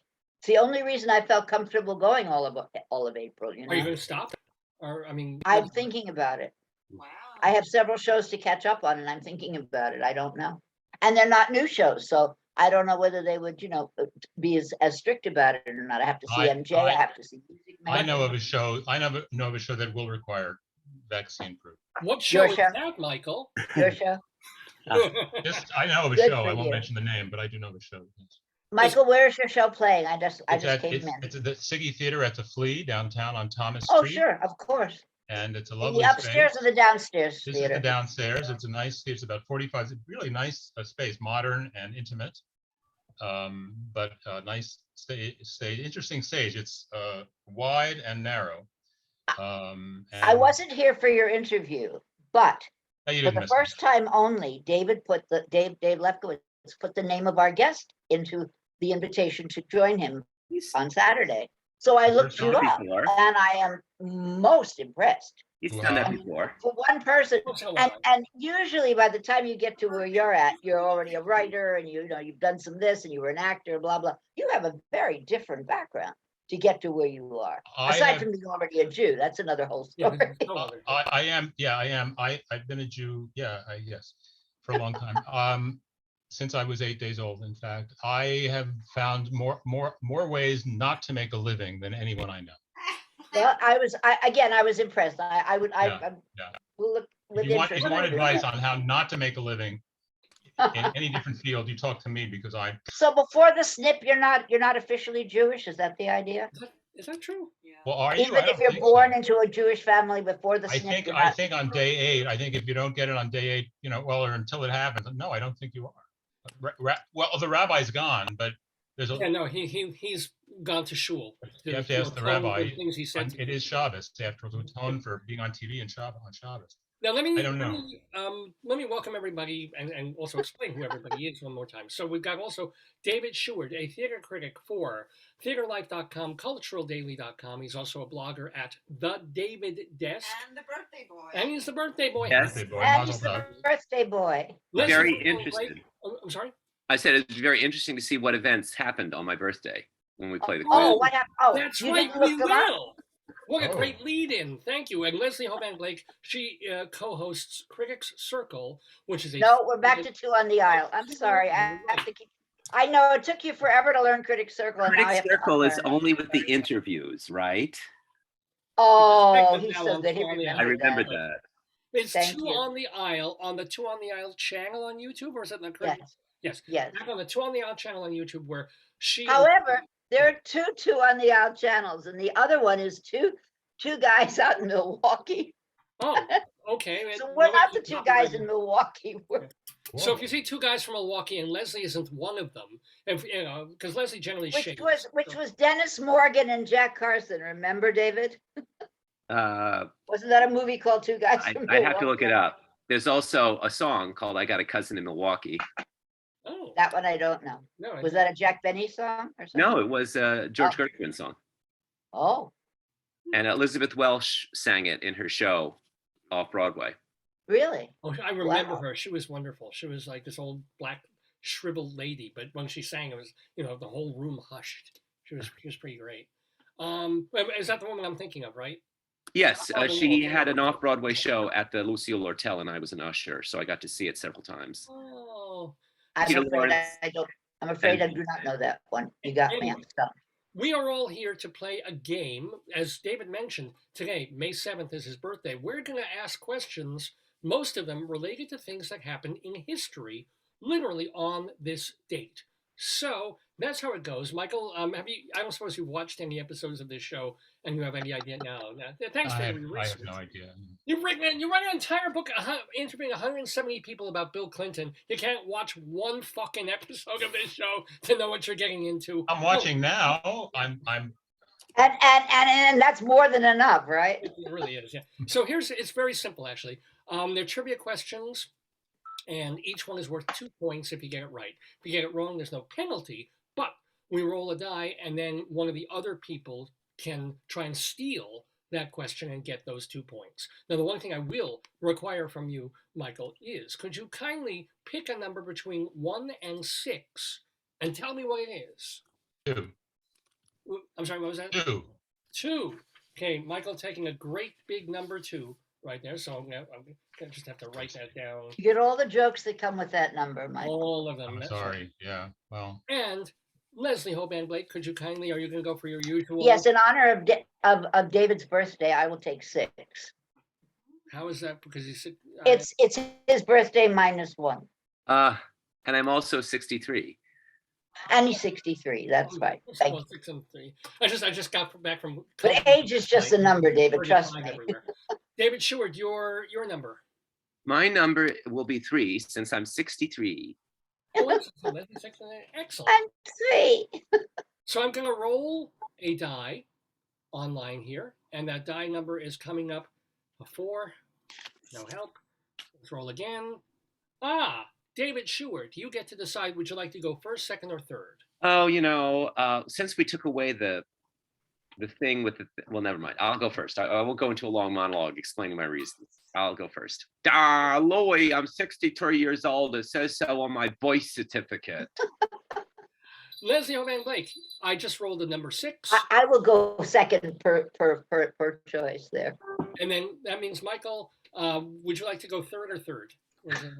It's a tough choice. I think I'll go third. Really? No, third. Third. Okay. These are the hard questions, No. Michael. You really have to. It's like- On second thought, third. Okay. So we got David starting, Leslie and second, and Michael first. It just means the order of the questions. I There's forgot to take my lamp out of the picture. Isn't that funny? I got here on time, but I left my lamp in. Well, that would have been a bright idea. Well, my lamp doesn't usually come into the picture, so it's a little askew. It's fine. But that's okay. And by the way, Michael, you don't need them necessarily now, but it would be helpful to have a writing implement and just a scrap or a piece of paper. Fantastic. A writer, you would have them. So, are you ready, David Sheward, for question number 1 in our today's quiz? Okay. The birthday version for David Sheward. The year was 558. The Hagia Sophia, a Constantinople church built in the 300s, suffers earthquake damage and a roof collapse, but the emperor quickly rebuilt and improved the structure. Which of these is false about the Hagia Sophia? A, the Hagia Sophia is currently a museum, a designation, excuse me, which has angered Turkish Christians who see it as a desecration of a holy place. B, the first version of the Hagia Sophia was made out of wood and burned down during a riot. C, Hagia Sophia means holy wisdom in Greek. D, the reason Hagia Sophia is prone to earthquakes is that it's built on a fault line. One of these is false. Okay, now I have been there, so I should know this when I was in Istanbul. So I think it is a museum, and that does offend Christians. I don't know about, I don't know, I don't remember what Hagia Sophia means. So I'm going to eliminate A. I think it was possible that it was wood. I'll say D, the earthquake part. You're saying that it is not true that the Hagia Sophia is built on a fault line. Yes. I'll say that's true. I'll say that's false, I mean. D. Yeah, D I say is false. Well, I'm afraid your answer is no great shakes, because it is, in fact, they built the thing on a fault line. So that is incorrect, David Sheward. We're going to roll the die and see who might get to steal this question. Leslie Hoban Blake, I rolled a 6 again. So I'm going to take a shot. Never having been to either Constantinople or Istanbul, I'm going to take a shot that it's not holy wisdom.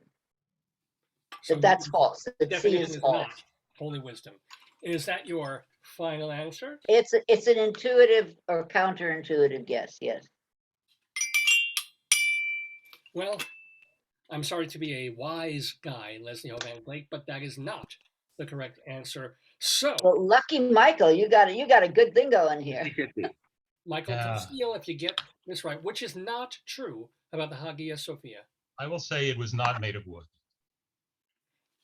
Final answer? Clever choice, Michael.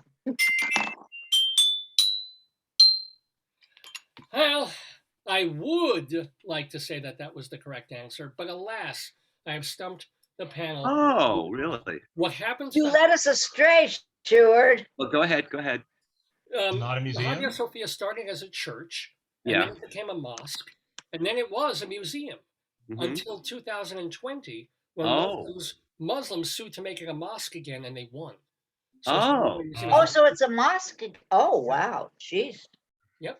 So I would not have known any of that. I'm glad I got there while it was still a museum. You know, that's right. Unless I mean, if you're going to see it and you're a non-Muslim, can you at least walk in? Yes. I think there were other mosques that we were allowed to see, so I think so. Yes. But David, did it have stained glass windows like from when it was a church? I think so. Yes. And it had a lot of Christian symbolism, art. Right. It had a lot of Christian art in it. Yes. Cool. Oh, so that they probably took all that down when it became a mosque. I don't know. Or maybe they hung black curtains over it. Or I don't know. Hung Jews hanged. Down the place. Maybe they hanged black curtains. I don't know. Hanged? I don't know. Never.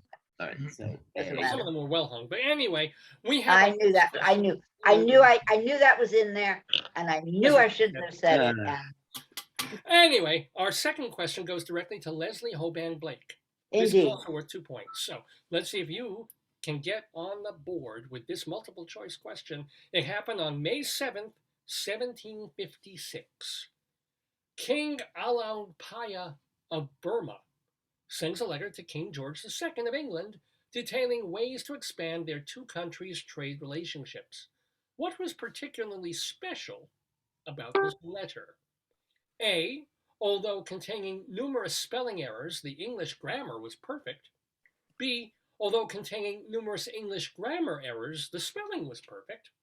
C. The letter was written in a code that only the king's emissary could decipher just to ensure his safety.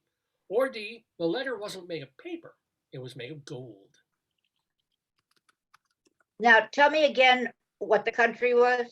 Burma or Myanmar. Burma. Thank you. I heard it and then it went right out of my. Yeah, that was a close shave.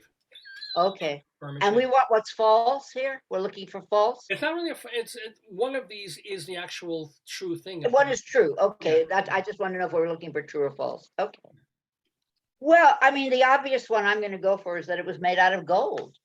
It's obvious, and I'm in an obvious mood, so gold. D.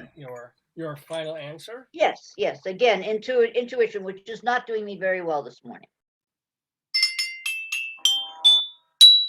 Not only is Jerusalem made of gold, as Michael would know, but so's your answer. Yes! Well done. They made it on rolled gold, which I guess make it pretzel-like. My mother used to smoke those. Is that a D?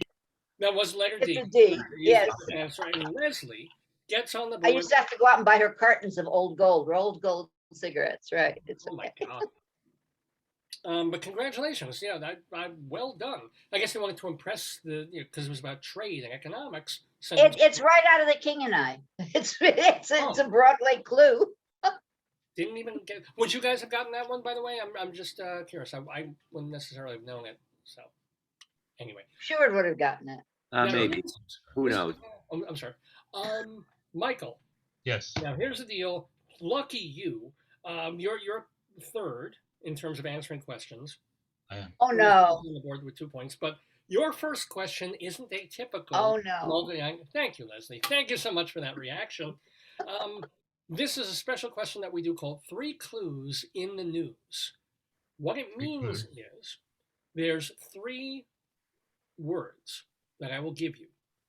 And you have to think of what those words make you think of. Those words don't go together themselves. Each word relates to the word we're looking for.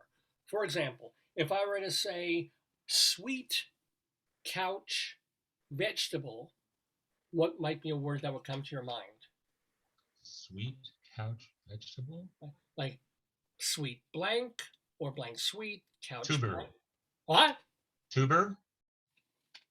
Potato. Potato. It was close to tuber. Yeah, he got it. Sweet potato. Cartofo. Couch potato. Sweet. You said tuber, right? I said tuber because the tube. Yeah. I don't know if that would count. Would that win the? No, it has to be the exact word. I don't give half points here. I got the idea. Okay. But you got the idea. So again, those words themselves didn't relate to each other. Each one related to the word we're looking for. And the word we're looking for has something to do with something that happened in the news this past week or two. This past week or two. Okay. You ready? Right. The words are squad, excuse me, I'm sorry. Squad, commit, note. What's the last one? Note. Squad, commit, note. Right. Squad.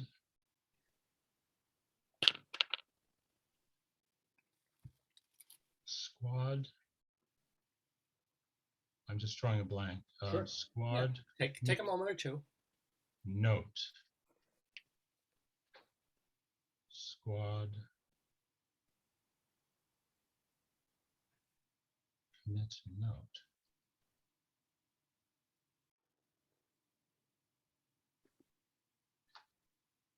I have no idea.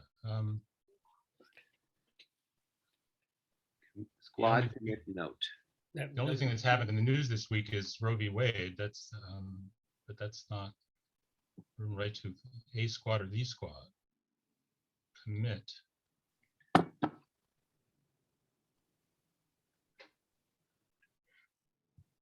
Squad.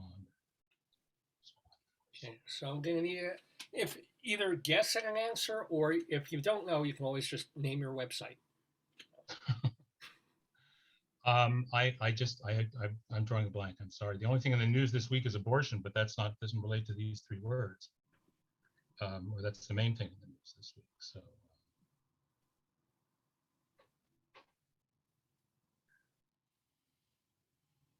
I'll pass. Sorry. Yeah. Okay. Just say michaeltakiff.com. michaeltakiff.com. Thank you. That is not the right answer. My final answer. Yeah. So I'm going to roll a die, and we're going to see what number comes up, which is, David Sheward. Okay. Number 3. You can try and steal. Fetus. No, I'm joking. You're the hungry? Fetus Squad. Da, da, da, da, da, da, da, da, da, da. I want my rights. God damn it. You better not abort me. I want Amy Coney Barrett to adopt me. That's a fate worse than death. But anyway, yeah. Well, she's got like 27 children. Exactly. So. And she says, well, there aren't enough domestic babies, Wouldn't she love to go back in time and abort all these Republicans? Well, she belongs in The Handmaid's Tale. Let me see. Okay, let me see. She is The Handmaid's Tale. Squad, commit, note, commit. All right, now there's Mod Squad, there's Racket Squad, firing. Firing Squad, firing commit, firing note, money note, promissory squad. And what happened this week? Firing squad. Commit on paper. Commit. Note. These are not easy, Michael. Don't feel bad. Sometimes they are. Last week I got both of them, but this week not so much. Oh, brag. Well, yeah. Yes, Dr. Sue. Squad. I don't get any points for saying that. The squad. Commit. It was gratuitous. Commit. Vote. Note. Promissory squad. Firing. Is that your final answer? Yes. Well, moving back to the last president, David Sheward, you're fired because that's not the correct answer. Leslie Hoban Blake, do you have? I was hoping he would get it because I don't have a clue. I've been sitting here running all this up and down. I'm with you about, abortion, Roe v. Wade. I'm looking at all of that. I don't even know what squad. I mean, I used to be part of a squad, but it was a group of people. That was the only thing we called it. We called ourselves a squad. So I don't know. Commit. Murder. Oh, no. I don't know. I get musical for note. I get murder for commit, and I don't mod squad for squad as you did. So I have no one. I don't know, and I don't have anything to push. So just go right ahead. Say michaeltakiff.com would be michaeltakiff.com. You get a free. Not the correct answer. So again, the 3 clues in the news were squad, commit, note. If I give you, I mean, nobody gets any points on this, but if I give you the news item, this will probably give it to you. Naomi Judd. She died. Suicide. Oh, how tasteful, David. She committed. I didn't know it was suicide. They kept saying she died of a mental disorder. I couldn't figure out what it was. Who dies of a mental disorder? Nobody dies. I didn't know that. Yeah, she killed herself. Oh wow. Yeah, so it's suicide squad, suicide note, and I should have thought of that. Suicide. Yeah. Okay. Yeah. Oh, I got. But I never. I mean, although it came to my mind when I heard that, I never heard it. Quantified. So I didn't. When they first reported it, they just said that the Judd family says she died of a mental illness. I was like, who dies of a mental illness? It did come out later that it was suicide. I must have missed it. It was in People magazine. They did a whole spread on her. Oh really? So anyway, that's a happy. Were there tasteful post-mortem pictures as well? No, there were pictures of her. They say how? Did she do pills? It didn't say. Okay. I don't know. Had to listen to her music for a few hours, and she was like, "Kill me!" Oh, I'm kidding. Great singer. It may not have been my kind of music, but she was a great singer. Yeah, it's different people have different tastes. Of course. Thank you, David Sheward. I don't like her daughter, that Ashley, whatever. Ashley, you don't Ashley like Judd, that's her. Yeah. Yeah. That's her youngest daughter. Is it Winona? Who's Winona and Winona and her- Ashley are sisters. The mom was. and her other daughter, Wayessa. Oh! Bada bing. Boom. Jump in anytime, Michael. Jump in anytime. I stole It's that. like double Dutch. You can just. I stole that from Eric Idle. Really? He did. Oh, ho, ho. He was. I saw him. He was doing a comedy concert at Carnegie Hall, and he came out in drag with two other people in drag with enormous breasts and a huge wig, and he said, "Hello, I'm Naomi Judd, and this is my daughter Winona, and this is my other daughter Wayessa." Cute. And then they sang a mock country song that he had written. Oh, neat. I'm sorry, I did not see that. But what I do see is that Leslie Hoban Blake is leading in our game by 2 points as we come to the beginning of round 2. Now, David, come on, it's your birthday. You win a lot on this game. Okay. So you're going to win on your birthday. Okay. But I'm rooting for you too. And He's giving the rest of us a present this week. Thank you. That's what Well, I'm doing. And by the way, the one thing I forgot to mention, Michael, is that you really, even if you get no points, you can see how ridiculous and difficult this game is. It's no shame. It's no like, oh my God, I don't know. Well, it's easy for you to say. I'm devastated. We don't want to read about you in the newspaper, Michael. You're going to read about me tomorrow. Next week, he's going to say commit suicide note, and you're going to say Michael Takiff. No, And then it'll be in People It's Magazine. your fault. It'll be in It's People not worth Magazine. it. You and that rabbi you resemble. And now I thought everything was going so well. Now That rabbi is his cousin in Milwaukee. Did That's you see what I Milwaukee. did there? Yeah. he Yeah, I sits got on it. the I aisle. haven't seen Mr. Saturday Night yet, so sorry I about got that. I'll see that. I'm seeing it on Friday. It's actually a very enjoyable show. It has issues, but it's very enjoyable. Okay. We begin round 2 of our Today Yesterday quiz live on this Saturday morning, May 7th, 2022. I'm Dave Lefkowitz. I'm playing the game here with Michael Takiff, Leslie Hoban Blake, and David Sheward. And we move on to a question that goes directly to David Sheward. Okay. On May 7th, 1867, kaboom! Alfred Nobel receives a patent today for mixing nitroglycerin with various inert compounds to create dynamite. This makes me think of the terrible movie Napoleon Dynamite, released in 2004. Which of these is false about the Jared Hess film Napoleon Dynamite? Wait, say that again. The Jared Hess film? He's the director. He okay. Yeah. All right. And whatever happened to him? It really. Yeah, I think I've seen didn't this it? movie. I think I've seen this movie. Go ahead. Yeah, you can't forget it. It's just something. It's a cult film.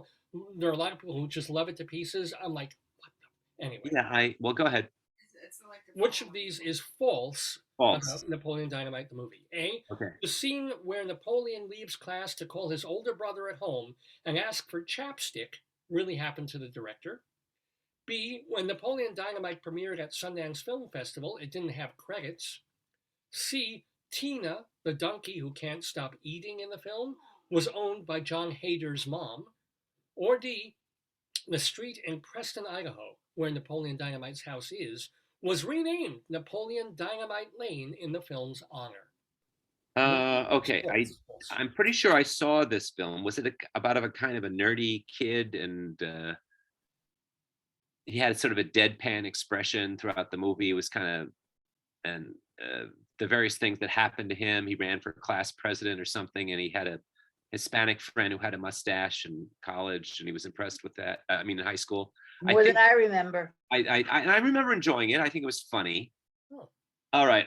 I think that it sounds credible that the street was renamed Napoleon Dynamite Street. So I think that's true. It's entirely possible that John Hader's mom owned a donkey. My mom owned a donkey. Yeah. Everyone does.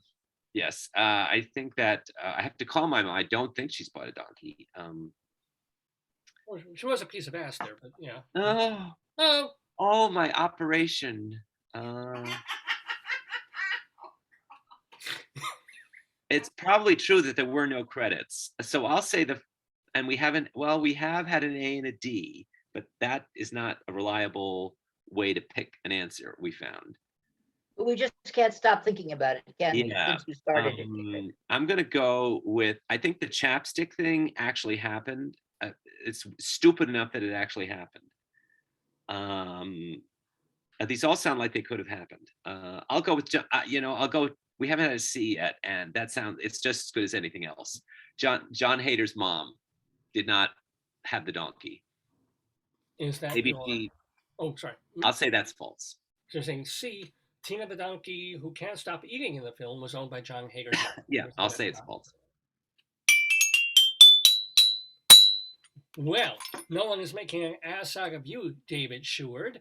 That is the correct answer. What was false? David Sheward with 2 points. Actually, the thing is, I don't even remember the movie at all, but there is no donkey in the film. Tina is a llama who turns his nose up at food, or her nose, and it was really owned by the director's mother. So, so you just picked John Hader out of nowhere. Yeah, well, John Hader's John Hader's the star. He plays Napoleon. I got it mixed up with the guy on Saturday Night Live. What's his name? No, he's no relation to Bill Hader. Oh, I thought it was the guy on Saturday Night Live. Okay. No, when the opening credits were shot, the studio gave him a little bit of money to make the credits after the movie did well at Sundance. Okay. All right. Well, good. My that was a wild guess, but well, good. You got your birthday guess because it's 2-2 tied between David and Leslie, with Michael yet to get on the board. Come on, Michael, you can do it. Well, no, it's my turn. First it's my turn. Okay. Oh, Leslie, let's see your reaction on this. No. You get 3 clues in the news, Leslie. Okay. Now this one will be about abortion. Maybe not. He says, I almost did a spit take all over my computer when you did that. Okay. Leslie sometimes that's the thing about these. You sometimes and sometimes like, oh yeah, it comes to you. I know, I've gotten them occasionally. It's not my favorite thing. Okay, right. Go ahead. Blake. Here's 3 clues. Here we go. The clues Let's go. are exit, death, boat. Exit, death, boat? Yes. You sure this still is? We're not still on Naomi Judd? David, is it? Is this still Naomi Judd? No, this is not still Naomi Judd. Well, all right. I can tell you what it relates to. I mean, what? Exit, death, boat. Boat as in boat on the water, boat. Okay, boat. Okay, give me a second just to assimilate this, please.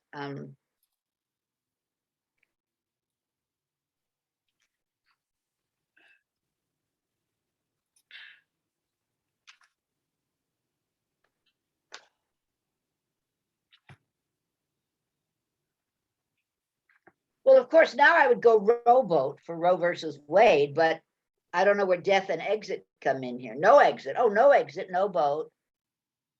Doctor, no, it's no.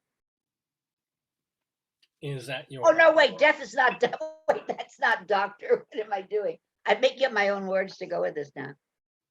I'll say no. It's as good as any other guess I could have right now. Is it your final answer? Yes. If it's 2 of them. Although it's a double negative, no is no, which doesn't make it a yes, it's no, But that is not the correct answer. So I'm going to roll the die. And, excuse me. Oh, Michael, I just made a number 2. So That's not well, if you don't like that one, Michael, stick around. There'll be another one any minute. That's what you said last night after you took that laxative. That's what happened. Oh, ladies and gentlemen. Take X-Lax tonight and sleep. Oh, God. Michael, do you need the clues again? It's chocolated. Exit, death, boat. And boat.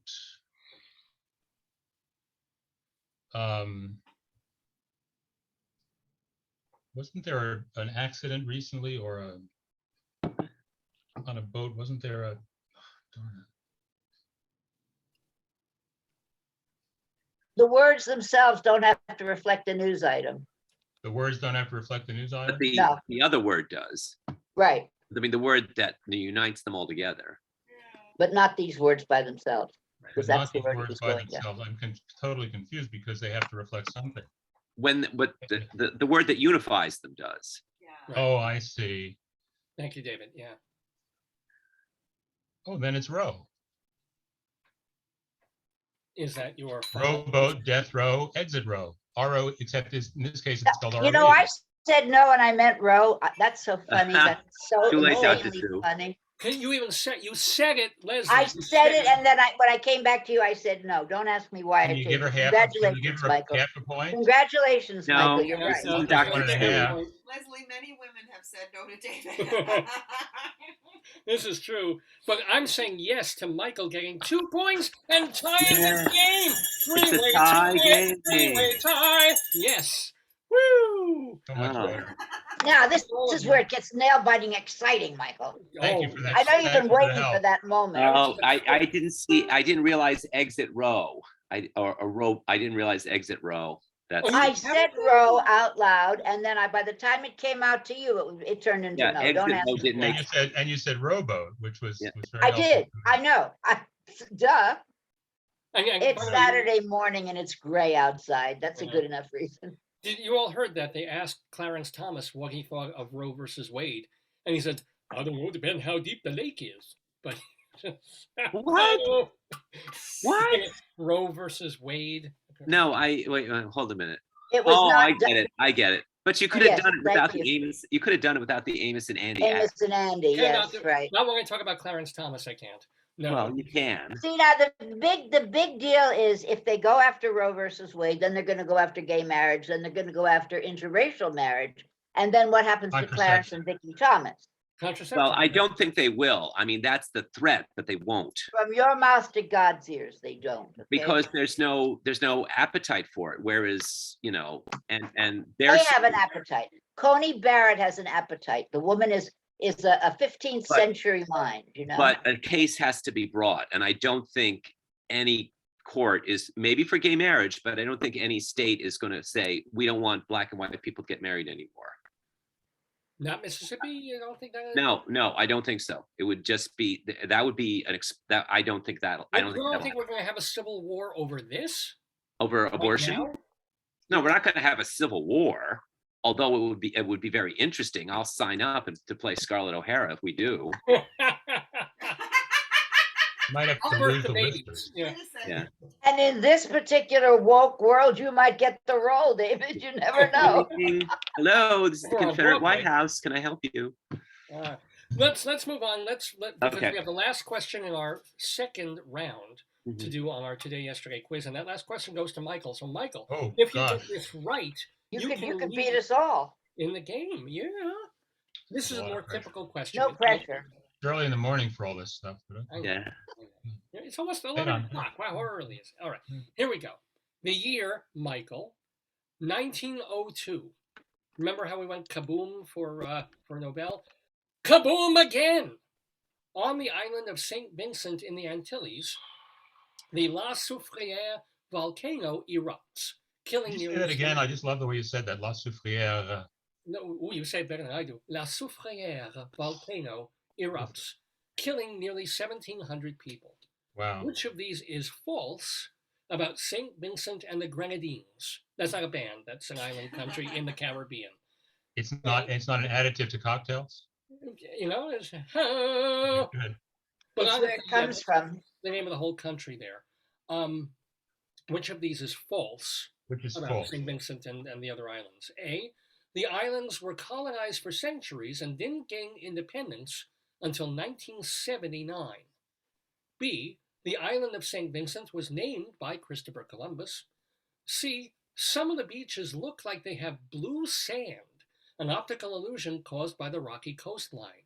Or D, the national food of St. Vincent is the breadfruit, which is not indigenous to the island.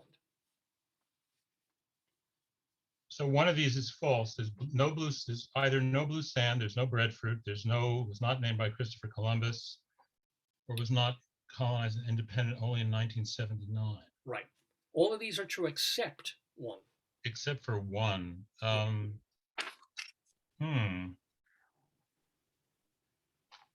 Well, it's easy to believe that it was only independent since 1979 because white people are bad. We are, aren't we? I'm particularly Basically, terrible. I mean, it's sort of embarrassing to be white these days, isn't it? When you look at all these people on the internet, the things they do. It's also, you would think that there was, but the breadfruit is the national food. I don't know. Maybe I think that it should either be bread or fruit, but there's something about the name that bothers me. Is it bread or is it fruit? So I'll say D, breadfruit is not true. Is that your final answer? Based on nothing, yes, it is. Well, it should have been a sweet answer, but I'm sorry to turn sour. It's wrong. It is wrong. It is. So I've got to roll the die and see who might be able to steal this particular question. Nobody has a number 4. I'm going to roll again. Which brings up a number. It was a number 2 again, but you don't get a second shot, Michael. So doesn't work like that. Darn the We luck. have number 5. No. Let's just do this for a while. And a number 1, which nobody has. And David Sheward, a number 3. Your shot. All right, read the question again. For sure. The year was 1902. On the island of St. Vincent in the Antilles, a volcano erupts, killing 1,700 people. Which of these is false about St. Vincent, the islands? Okay. A, the islands were colonized for centuries and didn't gain independence until 1979. B, the island of St. Vincent was named by Christopher Columbus. Or C, some of the beaches look like they have blue sand, an optical illusion caused by the rocky coastline. So which of these is false? Which of these is false? Okay, so it's either they just gained their independence in 1979. Christopher Columbus called it St. Vincent, or it has blue sand. It looks like it has blue sand, but I'll say Christopher Columbus did not call it St. Vincent. Is that your final answer? Yes. Well, you will not be celebrating Columbus Day this year, David Sheward. I'm afraid that is not the answer. So let's I don't celebrate it anyway. Your shot. Help me out here. Where Vesuvius erupted in ancient times? Where? I've forgotten now. Pompeii. Thank you, honey. I couldn't think of Pompeii. So we're more than 1,700. Which was across the street. We wouldn't give you the word P at this hour in the morning. It's Mike Pompeo. So we're more than 1,700 people killed in Pompeii? Well, no, this is in I know that. I'm asking. This has nothing to do with this other than it's a volcano and people died. I think I think more than 1,700 people died in Pompeii. I think it was more than 1,700. I didn't know how big Pompeii was. 1,700 was a lot of people in those days. Okay, so I have between 79 independence or blue sand. I've never been to the Antilles. I have no idea about blue sand, although it sounds really pretty. But 79 and independence really sounds more likely, because I'll go for 79 and which is false. Which is okay. False. Screw me. I keep getting confused. Blue sand. Is that your final answer? Yeah, I'm sure. Why not? Well, you need to celebrate with a sandwich. That is absolutely the correct answer. The correct incorrect. But yes, Leslie Blake with 2 more points. Here's the deal. That I made that up about the blue sand. However, most of the beaches in St. Vincent have black sand. Black sand I've heard of. Right. Russia is full of black sand. Also. That was the C, right? That was letter C? Mm-hmm. That was, yes. So it's ACC so far, David. And no, ADCC. Yes. I wanted to go see the blue sand now. I know. Now I'm devastated again. It did. You raised my hopes, and I was going to go see. This program will. I was on my phone while you were talking with the travel service. You see, I'm here with Expedia.com to make my trip to go see the blue sand at St. Vincent's, and now poof. And that was black. So commit, death note, boom. Michael Takiff, 10 minutes. Man, I make it to the end of the show. Where's my? Yeah, sorry, David. Where's there pink sand? Is there pink sand somewhere? Oh yeah, pink. Joyce is saying Aruba. I don't recall because we were there. Might have been. There is a place I think with pink sand, Or maybe it's just in cafeterias where people vomit and they just throw the. So the Big Sand question is okay, but my question about 1,700 people is not. All right, okay. I see how this game is rigged. Okay. But he said it wasn't okay. Just to be pedantic, I want to let you know that I just have to be. I got to be contentious this morning. Go ahead. What? Got to get my blood going. Brought to the Antilles in 1793 by Captain Bligh, and it really took off there. It became their national food. Oh. So they love it there. Yeah. Oh, so is that where he wound up in the Antilles when they set him adrift? I guess, or one of his trips, 1793. He yeah. Well, but it might have been, that would have been fascinating if it was like in the rowboat when he was in the rowboat. I think it was before when he was still a captain doing his thing. Oh, yeah. Okay. And also some breadfruit, Mr. Christian. Okay. Yes. That's the Hunchback of Notre Breadfruit. Right. Yes, Notre Breadfruit. Right. That's the one. All right. Here we go. We're going to start the third. So wait, tell us who's got what now. Amazingly enough, well, no, not amazingly. Leslie, Hoban, Blake, you have 4. Michael and David are tied with 2. Wait, amazingly enough. See, he did say that. He did. It's okay. It's all right. All right. Okay. No, but it's coming, man. It's coming. Roe v. Wade. I'm going to be thanking you for saying things like that, for even including me in the game. You're so I know how this is going to go. I see it. Joyce, are you ready for those days? Leslie, to me, you're just a womb with a mouth. That's really. I know. That's right. Joyce, are you ready for the days to come? I think people should wear the Handmaid's Tale outfit. You know, the red with the cap. Protesters are. We should all wear it. Yeah. We should all wear all of it, men and women too, and march on Washington dressed that way. That would be so fantastic. I would do that. I think I come as a baby with like a hanger through my head. It's like, I mean, that'd be would. Powerful, You would. I would absolutely do it. Anyway, you do that.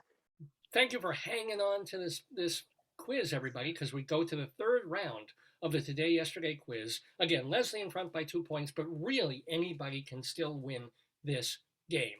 And we go to David Sheward with our next question and our third and final 3 clues in the news question. There are 3? There are usually only 2. There didn't used to be 3. Okay. Whoa. Let's write some other questions. Go ahead. Here we go. Fetus. Okay. You know how this works. Here are the 3 clues in the news. Ketchup. Rocket. Cap. Tap. Ketchup, rocket, tap. Jeez. Was that tap or cap with a C? Cap with a C. Oh, cap. I thought you said tap. I thought he said something else, right? I'm just here to keep everybody, with the right clues. Rocket, cap with a C. Right. Okay, now it's not science. It's not rocket science. It's not cap. Ketchup. Ketchup is a condiment, and it's not potato. Cap. Oh, cat. Cap. Gun. Ketchup gun. It's my new invention, the ketchup gun. I would use it. Yeah. Ketchup. Oh, bottle. I just got it. I got it a minute before you did. Final answer? Yes. Well, don't keep that answer bottled up, David Sheward. It is absolutely correct. You get those 2 points. You are tied with Leslie, Hoban, Blake. And the reason that's in the news... I recycled some bottles. No. I don't know either. Another handmaid. No. On Thursday, Amber Heard testified that Johnny Depp sodomized her with a bottle. I didn't hear that. I thought it was Fatty Arbuckle. Yeah. Or maybe she was reading a biography of Fatty Arbuckle. They didn't use the word sodomize in my newspaper. They said that he attacked her with a bottle and left it to your imagination too. Right. No, the I horrible have thing not is been following the Johnny Depp case. Oh yeah. Too much is the going on. headlines, and that was the head. I mean, it was, and the thing was, he shook up a champagne bottle, and then the cork popped when it was in there. It was terrible. It was, God. Ooh. Yes, ladies and gentlemen. Oh, hold on a minute. Okay. It's my mother who Yeah, hates no, mute yourself and who hates this show. Hold on. She does. She actually said, "What is this stupid show?" one time. Hey, David's mom. Oh, here's a message from the Daverhood for Mother's Day. Go fuck yourself. She's not on, and that's not nice. No. She called the show stupid. She's right. She didn't. She said spending time on the show is stupid. Oh, that's better. Yeah. Anyway, the thing is, this does not affect the ability for me to read the next question to Leslie Hoban Blake. So, Leslie, are you ready for your question? Sure. It is a multiple choice. Not sure, but sure. And so appropriate because this question is about Mother's Day. 1914, Congress establishes the first official Mother's Day. Now, did you know that in 2019, a woman gave birth and she was the oldest first-time mother ever? How old was she? A, 64. B, 67. C, 69. D, 74. 74. Okay. I believe I know this because the first number that came to my mind before you actually read any of them was 64. So I'm going to go. I remember reading this. I mean, it was horrifying, the thought of it. I will go with 64. They said some terrible things about your mother while you were gone. Well, yes, she insulted the show, and I said some unbelievably disgusting, vile things about her gynecology. Well, I'm glad I muted you then. Yeah. Yes. I'm not going to let her apologize for me. It's me calling this show stupid.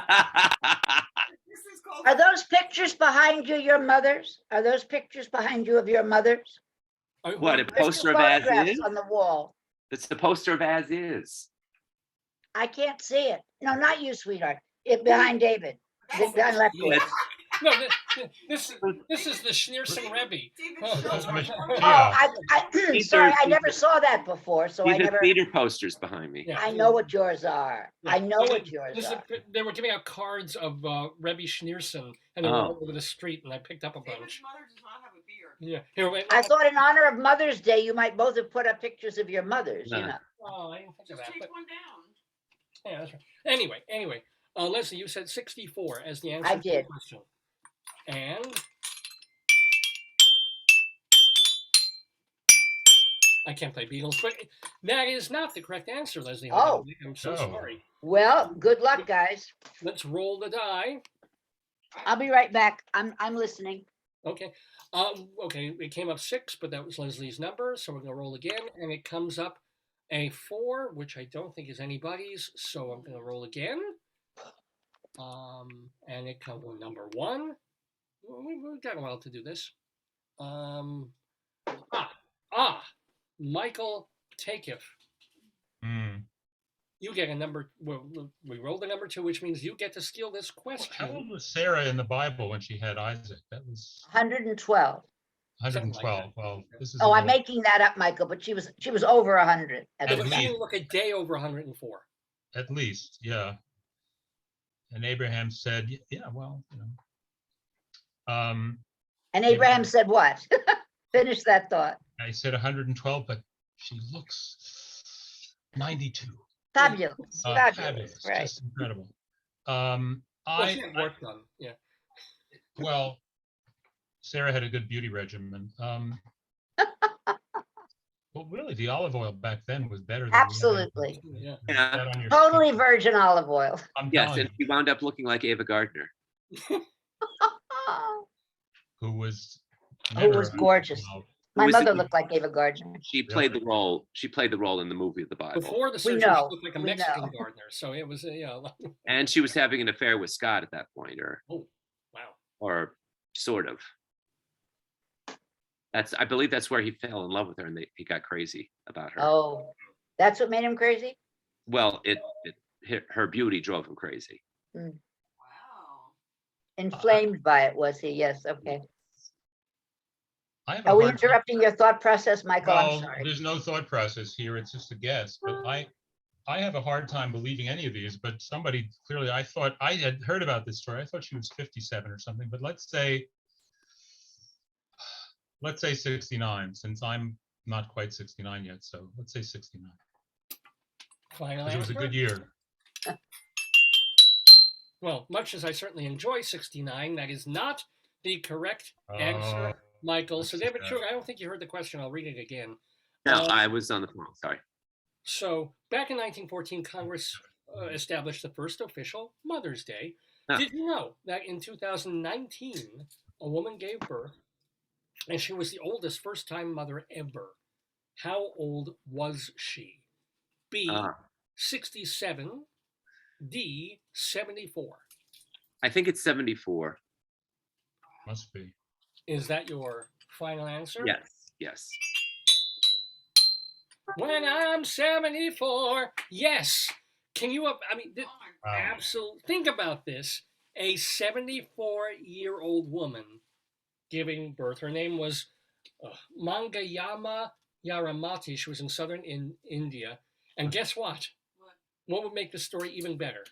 Yeah, twins. Twins. Well, I mean, it's IVF. Understanding, yeah, but yeah. See, my answer. There was another woman prior to that who was the oldest woman, and it was someone in her 60s. It might not have been 64, but she was in her 60s. And then this bitch came along with her 74 and did it. What that was? What letter was that? D. D isn't okay. D for David. Yes. And as soon as what happened, as soon as she had those twins, what? Amy Coney Barrett went and adopted them. She flew to India and snatched them up. That's right.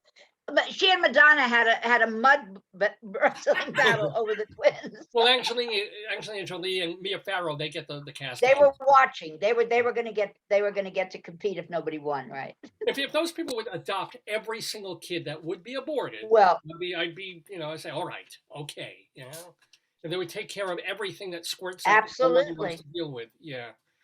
Anywho, this is David Sheward is now in the lead in this game with 6 points. Whoa. Leslie has 4 points. Michael has 2. So the game is not out of the woods yet because Leslie can still tie the game. Michael, you can't tie, but you're still. By the way, I want to stop here for 1 second. Sure. Can I get this in front of? Okay. Can you see the woman in front? That's my grandmother on the. This is my grandmother. Where am I pointing? On the front. And the little baby is me, and the woman with the short hair who looks like Ava Gardner is my mother. Oh, okay. Nice. But she really did look like Ava Gardner. I'm not making it up. Mm-hmm. Yeah, no, you got great genes, Leslie. Oh, thank you. They're a little tight in the back, but they're fine. Thank you. Thank you. Oh, David, you've ruined me for life. I'm sorry. A lot of women have also said that. My wife. Yeah, but you're married to him. You're stuck with it, Joyce. I'm here by choice. What can I say? Yeah, I just saw last night the song "Sorry Grateful." If there's anyone who's sorry grateful, it's her. Let me tell you. But anywho, here's the last. Very happy, David. I know. Thank you for that. I gave up Dr. What did you see last night with Sorry Grateful? Where did you go? Company. The revival of Company. Oh Jesus! I was thinking it was a different show. I'm not awake. I'm really not awake. Keep going. I will keep going because this ends this question will end the third round, and this is huge. Now, Michael, you're still playing the game. You can be a spoiler, or we'll see what happens. Now, what's the score right now? It's 6-4-2. You with the 6, David. So because I got 74. Okay. So if Michael gets it, I'm letting you win for your birthday, Michael. Yeah. David. Not my birthday. And if you believe that one, I'll tell you. And if you believe that one, there's a bridge outside. If you believe that one, I'll tell you another. Oh, no, you didn't. The year is 1941. 41. And this is Michael's question. Pardon me, My boy question. or girl, is that the Chattanooga Choo Choo? It is a classic jazz tune recorded today by Glenn Miller for RCA. And it would become the first ever gold record. Oh, Vicky said happy birthday, David, and happy Mother's Day, Leslie. Oh, thank you. Okay. Which of these is false about Chattanooga, Tennessee? Oh, I had a feeling. Uh-huh. A. Which is false. Which is false. A. Moon pies, the snack with graham cracker and marshmallow, were invented there. Yeah. B, internet speeds in Chattanooga are the nation's highest, 4 times the national average. C, for 50 years, the only federally funded research center into the effects of marijuana on the brain and body was at the University of Tennessee at Chattanooga. Or D, the first Coca-Cola bottling plant was built in Chattanooga. Which of these is moon pies, internet speed, marijuana, Coca-Cola? One of them isn't true. Wow. Because they're all, you've chosen all esteemed American institutions. Moon pies, the internet, marijuana, and Coca-Cola. You can't think of any 4 more revered items. I'll be right back. You see? That's the people walk out. I do a bit. He's going to pray to them right now. Do you pray to the moon pies? Moon pies invented internet speed. I'm going to say that I don't think its internet speed is the highest in the country. I will say that's false. Is that your final answer?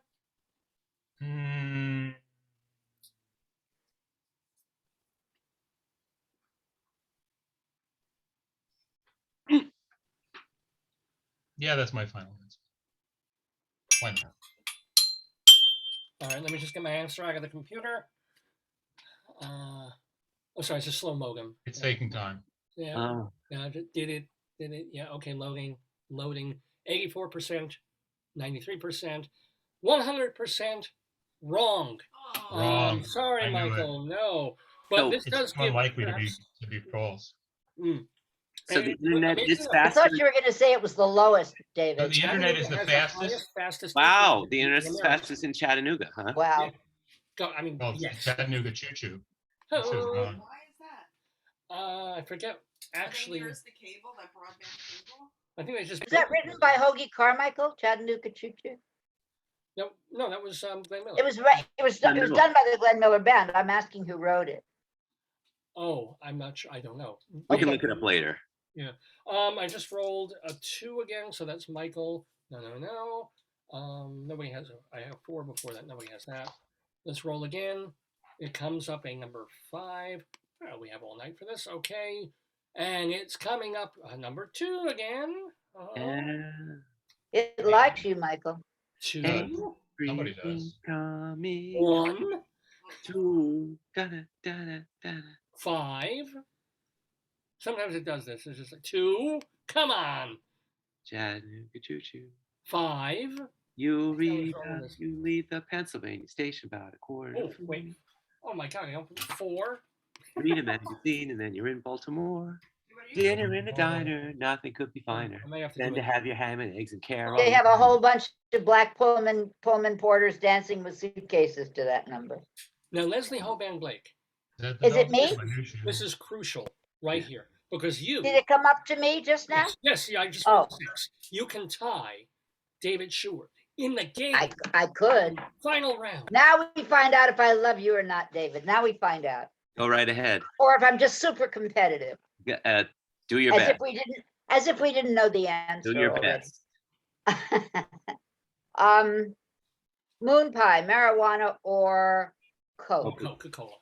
I'm gonna go Tennessee. Okay, here's my line of reasoning. Tennessee Williams wrote a bunch of things in which people drank Coke. So I'm gonna go with the Coca-Cola bottling plant.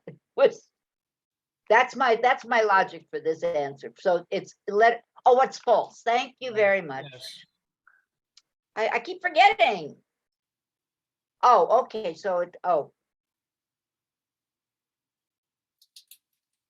okay, I'm going to say the marijuana. There was no marijuana study in Tennessee. There was one, but not in Tennessee. Is that your final answer? Sure, why not? Thank you for saving me from the Coke. Well, you did your best to try and weed out the wrong answers. And you did, Leslie Hoban, like you're tied. Oh, tie game. Oh. Where's my I'm going to have a heart attack. Don't give me so much excitement.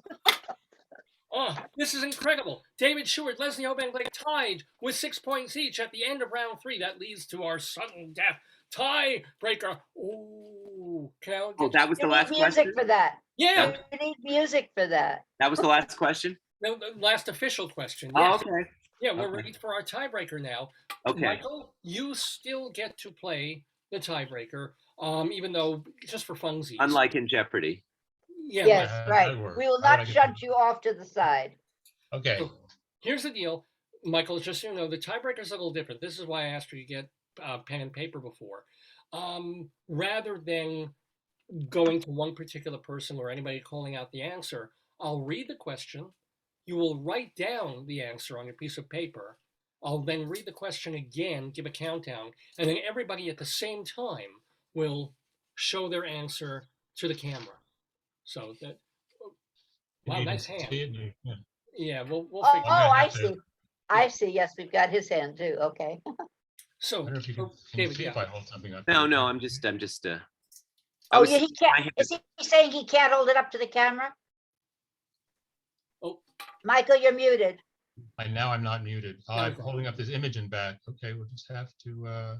Well, try it again. Try it again. That's better. Oh yes. Okay. Now it does. Now we got it. Thank you. Yeah, I don't know if I'll be able to read it. That was one big blur, but we'll see. We'll try. We'll do it. All right, here we go. Here's the question. It's a tiebreaker question. Again, you're going to write down the answer. It is not a multiple choice. The year 1973. On May 73. 73. Sorry. Yeah. Thank you. May 7th, 1973.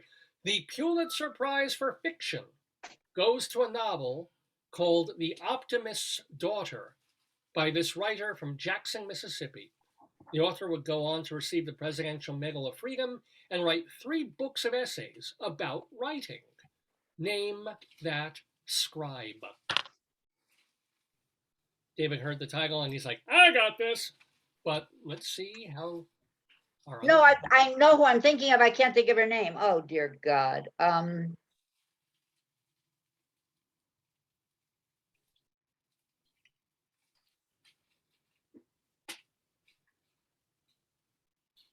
I know the books that this person wrote, and I cannot think of the name of the person I'm trying. It was like Pompeii. I couldn't think of Pompeii. Papa Daddy was laying on the bed when my sister came by with her new beau, and her little girl, Shirley T, in the loudest Yankee voice sings out, I'm Papa the Sailor Man, which is why I live at the P.O. Well, thank you for that clue. That wasn't who I was thinking of at all. Well, that's one of her stories. Yeah. Okay, I know who it is. All right, got it. Thank you. So should I not have told you? No, I was thinking, I'll tell you who I was thinking of after I finish writing this person's name. This is right out of, college English 101. Thank you very much for that. Yeah, I mean, we may now have a tie, total tie. I shouldn't have said that. Sorry. Well, no, that was very sweet of you to share that. It really was. I'll give David the edge with a I'll try to give you something like that the next time. All right. Well, I'm going to read the question again, and then I'll give. I remember now who I was thinking of, who wasn't the person. Go ahead. Here we go. The year was 1973. The Pulitzer Prize for Fiction goes to a novel called The Optimist's Daughter by this writer from Jackson, Mississippi. The author would go on to receive the Presidential Medal of Freedom and write 3 books of essays about writing. Name that scribe. 3, 2, 1. And, okay, I see 2 Eudora Welties. What does yours say, Michael? I can't read. It's blurry. It's Alice Munro. It's not Alice Munro, but... Isn't she Canadian? Yes. Oh, there you go. Well, she's known for her short stories. I was thinking of Toni Morrison. I was going down the whole wrong road. I shouldn't have done that. David, you kind of... You can take a half a point away and give it to David if you want. It was very nice of whatever. Well, it's David's birthday, so he also gets a little. He deserves. Give him an extra half a point for his birthday. birthday, so he wins. It's okay. So I'll tell you what. Let's say that David won this. My birthday's in August. If we're still playing, I want the same. In the Today Yesterday Hall of Fame on this particular date, David Sheward is sort of the winner, but there'll be an asterisk saying that Leslie Hoban Blake had technically the same score. I think that's kind of fair. No, it's not necessary. I don't want to be a technical asterisk. I don't know why. Thank I wanted to show off, I guess, that I knew. That I knew who it was. We only play this game to show off, David. Is there another reason? My God, come on. It was a kind of a bumpy game. It was more than a bumpy game. It was a welty game. Yes. Show them the ring prize. They can Well, by the way, I didn't even remember to mention in the previous question that weed study was at the University of Mississippi School of Pharmacy. Oh. 50 years ago. For like 50 Really? They were studying, the government was throwing money just there. Nowhere I else. would not have assumed it was in the South. Of course, they probably grow the best weed there, but I was thinking that it would have been in the North because of the uproar, the egregiousness of, the dirty marijuana plant, the Mary Jane that will kill you. Now, if you walk through New York, that's the only thing anybody is selling now. Or go down 8th Avenue, every truck. They are selling spliffs. When we went to see Mr. Saturday Night, we walked from 42nd to 41st on 7th Avenue. And there were 3 guys with trays, 7th Avenue, between 42nd and 41st, 3 guys with tables and chairs and trays of spliffs. Yeah. In different flavors. New York is, go down 8th and it's just these weed trucks. And but this is not weed trucks. This is guys selling loose joints, really, please. Yeah. It's unbelievable. For all these years, New York has had a terrible problem with roaches. And now, my God, they're ubiquitous. You can't walk on the street without getting a contact high in certain areas. Colorado was nothing like this. Colorado, it just sells in the stores. When we were in Colorado. Well, Colorado was civilized about it for a long time, right? Nothing about New York is civilized. It became agro-tourism. That's what happened. Cannabis tourism. But now it's like an ice cream.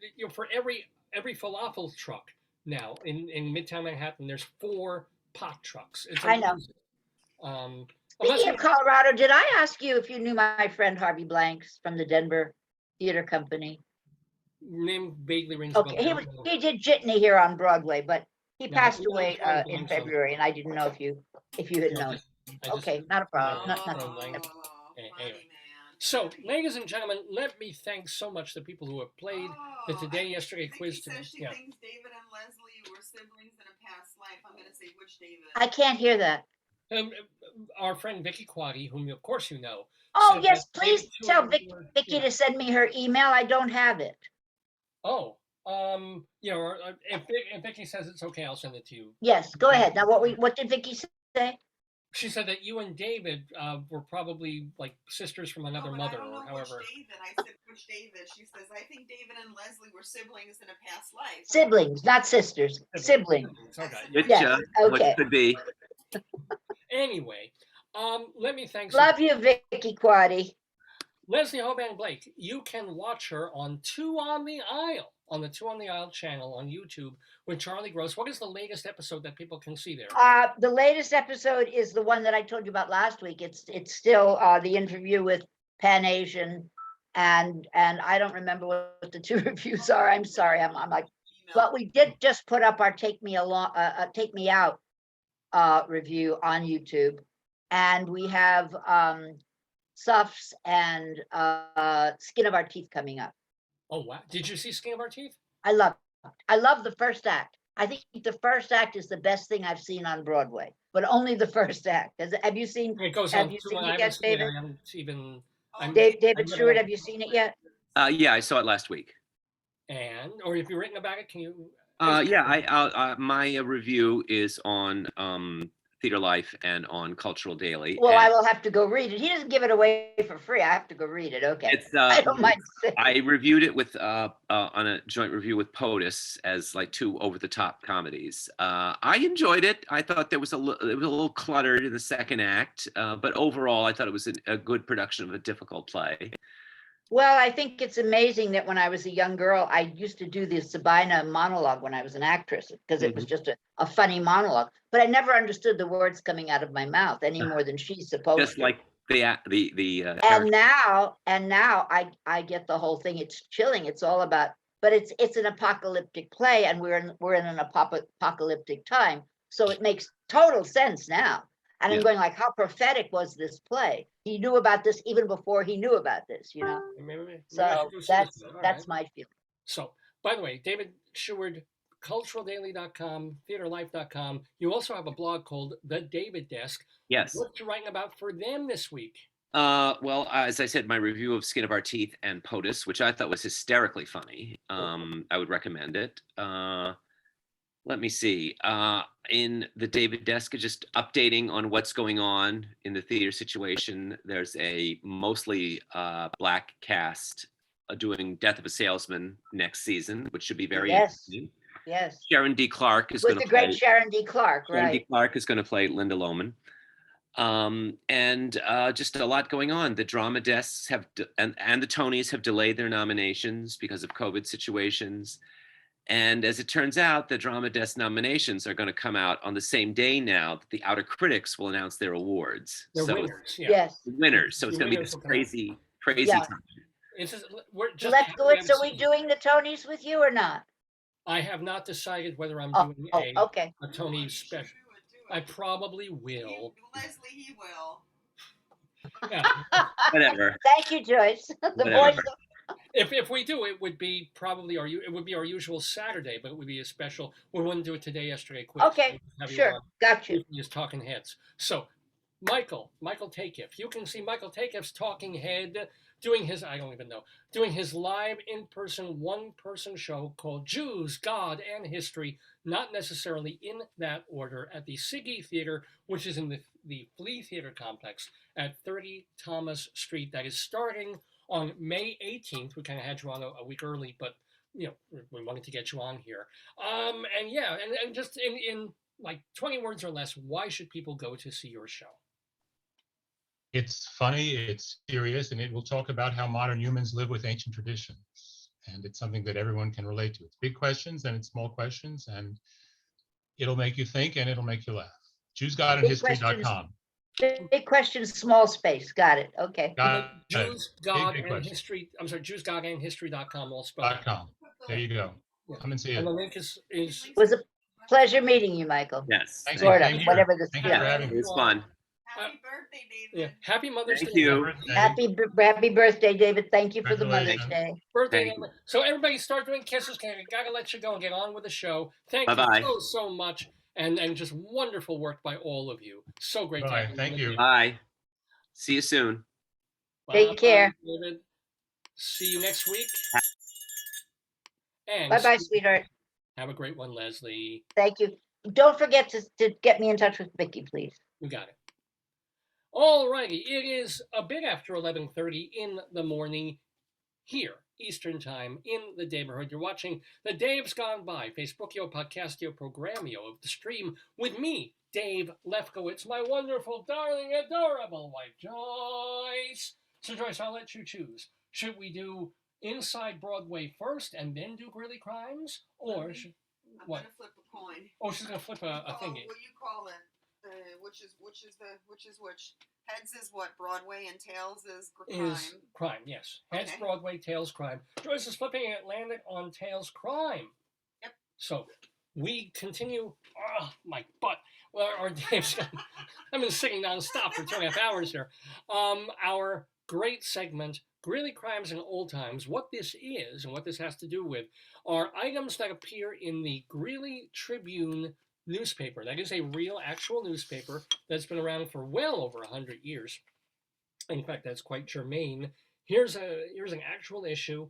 So, in the paper every week, there are 2 columns, one of which is called Cop Log, and it has to do with people who call up the local police department in northern Colorado and say weird things that are happening in their neighborhood. The funniest ones, it's public record, go into the paper in that column called Cop Log. Then there's another column that our friend Mike Peters does, and he goes through the newspapers from 100 years ago, back in 1922, and he'll find the items that were actually published that we look at 100 years later and go, oh, isn't that cute? Isn't that nostalgic? Isn't that ridiculous or funny? We mix both of those columns up here on Dave's Gone By to give you this segment, Greeley Crimes in Old Times.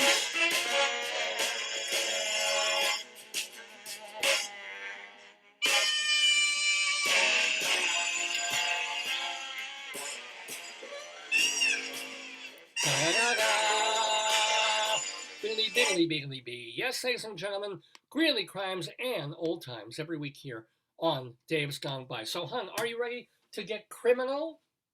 Sure. Here we go. So again, these are items, these are things that were in the paper that people called the cops about the last 2 or 3 weeks in Greeley, Colorado. A caller on 47th Avenue. Wait. Hold on. Oh. Let me get this. Hello. Uh-huh. Yeah, okay. I'll tell him. Okay. A caller on 47th Avenue said a truck and trailer with a washer dryer and a watering trough in the back of the truck was occupied by a woman wearing a hockey mask. Oh my Lord! Why? What could be going on there? Well, maybe she was protecting herself from some sort of. Well, it would be Jason would be wearing the hockey mask. If I saw that, I would move. I'd be like, okay, you got the washing machine, a woman in a hockey mask, and a big old trough of water on her truck. I don't know if I'm feeling that. Yeah. I don't know. Yeah, maybe it was a film. It was a student film. Could be. Yeah. Could be. Good idea, babe. Yeah. Well, how do you I don't know. I find this funny because we did live in Greeley and I know exactly this place. A caller on 8th Avenue. Yeah, no, I'm looking into it. A caller was worried Why about. Are they calling you? You know. Well, they called the cops. All the cops are doing is just feeding the information to the newspaper. They're not doing anything. You're part-timing. Cops are just taking notes. A caller on 8th Avenue was worried about an alleged chop shop of drug dealers. Right? Where? 8th and 8th? Not far. The Ice House. The city recreation building. That's the ice skating rink. Remember the Ice House? What are they doing in the ice house now? Apparently there's a chop shop run by drug dealers In the ice in house? the ice skating rink of the Ice House. I loved ice skating there. That's a beautiful rink. Yeah. I mean, they had concessions, but I didn't eat them. Maybe the ice is another name for jewelry or I what? had to pay for the skates. I paid skate rental, but it wasn't, Your money was being laundered. There it is. my $2. Well, you can get a lot of nickel bags for $2. I'll tell you that. Oh, it's 2:00 in the morning. This happened. The caller in Greeley. These kinds of things do happen at 2 in the morning. Yeah, I believe the answer is yes, but I'll let you know. A caller in Greeley asked if he was allowed to pack up his cheating boyfriend's stuff and leave it outside, even if the other guy's name was on the lease. You can't. Because it's not yours. No, but you can't. Yeah. If somebody's name's on the lease and you evict them, that's illegal because they own it. Unless they're even eviction. That's weird. That's called a fight. If you fight with someone, I mean. Now here's the deal. That happened at 2:00 in the morning. Yeah. And then an hour and 15 minutes later, a man on 28th Street said 4 gay people, including his ex-boyfriend, were in his home and refusing to leave, but officers didn't believe him. Okay. See, now that gay people are allowed to get married, they're just as miserable as everybody else. Some kind of dispute going on. Oh, honey. This is important. Do you have... Where is he? Your enema bag? Wait, hold We on. have an alert. We have an alert coming, Lisa. Are you okay? I heard something. Hold on. Where'd he go? Mm. Did you move it? He was in the box. Do we move the box? I bet. Okay, here we go. Oh, yes. We have a chicken alert.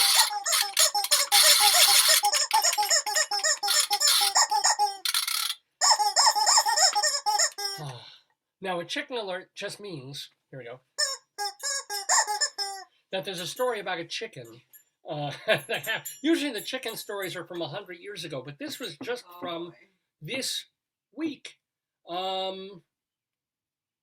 man on 16th Avenue reported that his neighbor's chickens destroyed his garden. Was it you? Was it you, chicken?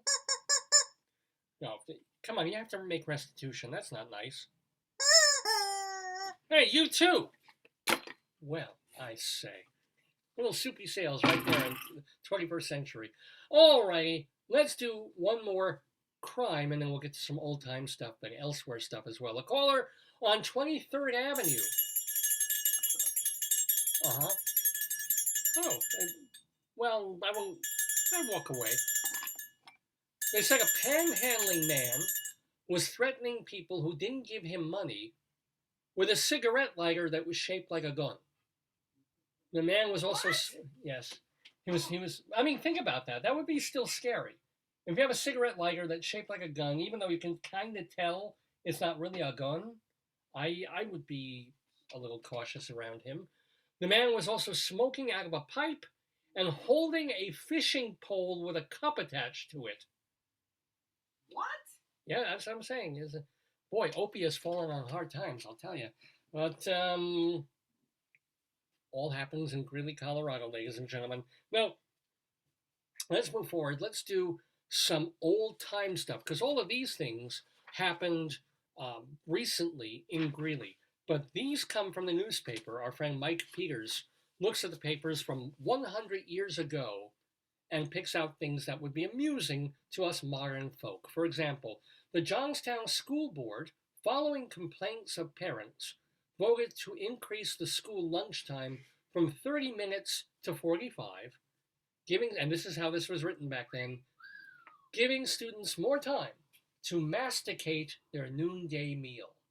Why not? If students are masticating in the middle of the day in public, I don't know, but it sure gives you something to chew on. Oh! A Greeley motorcycle policeman. Think about this. Back in 1922, there were motorcycle policemen in Greeley, Colorado. Well, he was trying out a new bike at high speeds, which back then was probably 22 miles an hour, but the rear tire blew out. He skidded 200 feet before stopping.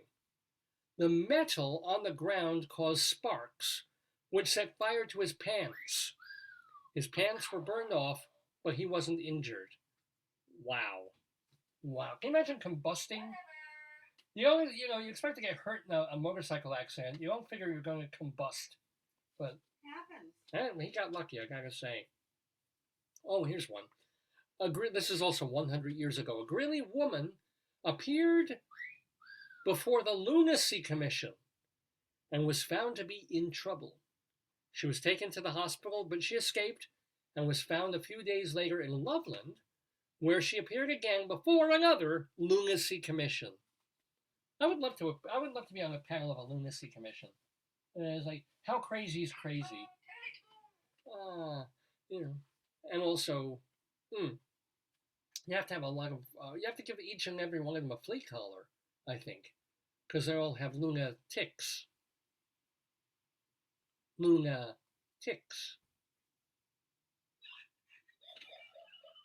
Anywho, let's do one more old one. A strange new game has been introduced in Tokyo. It is called Japanese Polo.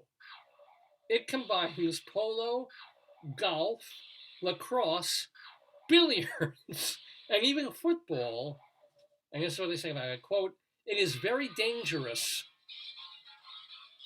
How do you combine a game that has both billiards and football?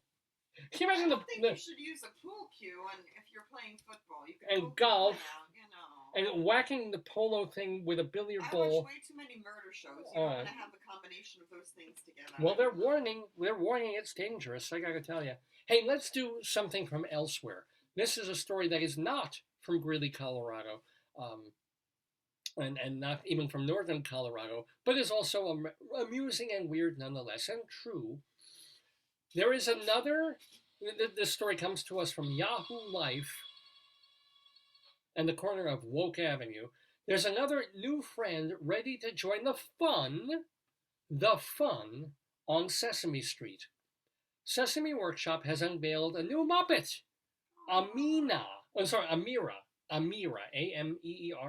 a beautiful name. She's an 8-year-old who uses a wheelchair and forearm crutches to get around after a spinal cord injury. It's nice. Fun on Sesame Street.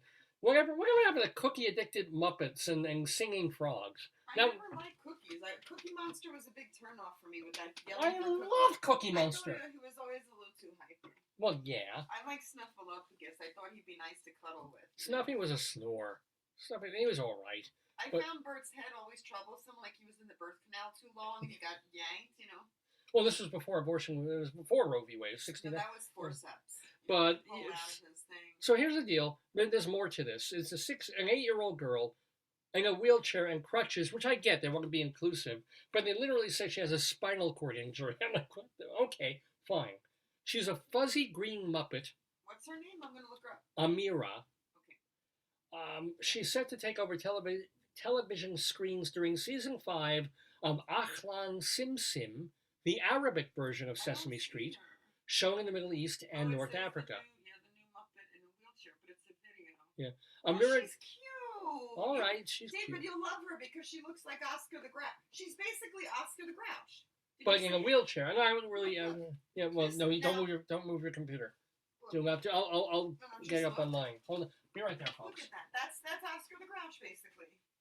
Oh yeah, but she's happy. She's Oscar the Grouch with like a hairdo. She has a ponytail. But she's Oscar the Grouch. All right. Well, I like Oscar. I don't know if I like her yet. I think they're just recycling. That's a little bit unfortunate. They're recycling like Muppet bodies, you know. Well, Amira joins Basma and Jad, 2 Muppet children. She's cute. She's very cute. And a baby goat named Mazuza, which should be a Jewish thing, not an Arabic thing. But there you go. No, but Hams is both. Now, they will occasionally be joined by such classic characters as Elmo, Gargour, which is what they call Grover, and Cocky. Cocky? Who is Cookie Monster? Cocky. I love Cocky too. Cocky pants. Cocky's their word for Cookie Monster. Oh, I love that, like cookie, cocky. Now this part is nice. Sesame Workshop says Amira was created to shine a light on nearly 12 million people displaced due to conflict and 240 million kids worldwide with disabilities.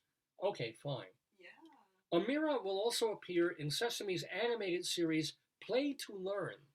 The show is designed for kids 3 to 8 years old. One recent episode had viewers meet 6-year-old Samaya, a Rohingya refugee who fled ethnic violence in Myanmar. Speaking of Burma, Samaya's new home is the Chakmarkul refugee camp in Bangladesh. She's so traumatized she has trouble sleeping, but her new friends teach her to play and develop brighter goals in the future. I mean, just think about it. This is for 3 to 8. We're so worried about what kids are learning and when and whether they're learning. Oh, what's a gay person? Don't tell a 4-year-old. Meanwhile, you've got 4-year-olds in the Arabic world meeting this girl in a refugee camp whose parents were killed. Like, can you tell me how to get some trauma? It's like, oh. Oh God. I mean, seriously. 5. How many is 5? 5 gunshots. 1, 2, 3, 4, 5. 5 open graves. 1, 2, 3, 4, 5. Like 5 methods of torture. 1, 2, 3. Anyway, let's get back to some Greeley criminality here on Greeley Crimes and Old Times before we move on to more of Dave's Gone By. We still have our Wretched Pun, we have our Colorado Limerick, and I'll go inside Broadway for some theater reviewing. So, back to Greeley Crimes and Old Times. Let's see, what's our next one here? A woman on 30th Street said that, she was staying with people who placed cocaine and a gun in her car and accused her of being high on meth. You know, you can't trust... You know, there's no honor amongst, drug users. That's terrible. For someone to put the coke and the gun in the car at the same time. No, that's not bad, but the accusation, I mean... Yeah, man. And then there's a caller on 12th Street. Those 12th Street calls tend to be delayed. Yeah. Oh, yeah. We're going to go out on this one because this is one of the greatest things ever. A caller on 12th Street reported a woman was dumping oil on the ground because she believed a small girl around 2 feet high who took her cell phone was hiding in the wheel wells of cars. The woman said she poured the oil to see the girl's footprints and catch her. She needs some help immediately. That's a problem. Yeah. These are the people in our neighborhood. Speaking of Sesame Street, these are the people in your neighborhood. The Greeley neighborhood. Greeley neighborhood. There's a woman who pours oil all around until the midget girl is found.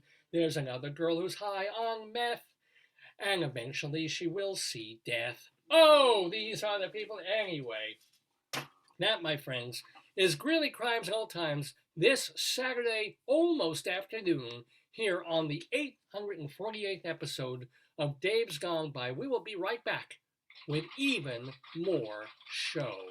Mr. Horace Greeley was no fool. I'm sure that you'll agree with me that Greeley was no fool. What he is getting at is that Mr. Greeley was no fool.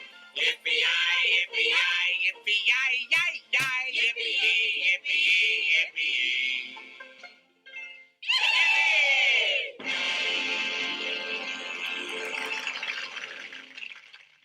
Thank you, Groucho and company. Yes, you're watching Dave's Gone By with me, Dave Lefkowitz, my darling, wonderful wife, Joyce. We're almost, a couple of minutes from noon. We're supposed to stop at noon, but we never do. We have more show for you, including, since we were talking with Leslie and David about the shows that they're seeing and reviewing on Broadway. Well, I saw a couple of shows this past week. I want to tell you about both of them in our little segment here, Inside, wait, I get to it. Where is it? Inside Broadway. Inside Broadway, a look at theater in New York, Colorado, and beyond, brought to you by TotalTheater.com and Performing Arts Insider, the Bible of Broadway. So we're going to start with a show that I saw this week that is a dark comedy with some elements of the sinister and the dramatic about it. It's got a very serious point, which is what makes it a dark comedy, and it's by Tracy Letts, the really, really talented guy. Very good playwright. I think he's a better actor, actually, than a playwright. He does both things in this play called The Minutes, that is at Studio 54. If you're not a theater person, you might not know that this dance club from the 1970s is now owned by the Roundabout Theater Company, and it's used as a theater space. So they're doing this play, and here's the basic gist of it. This young council member, he's just recently joined the city council, and the mayor's there, and all these cronies and political people who run the town, they hold their meetings every week.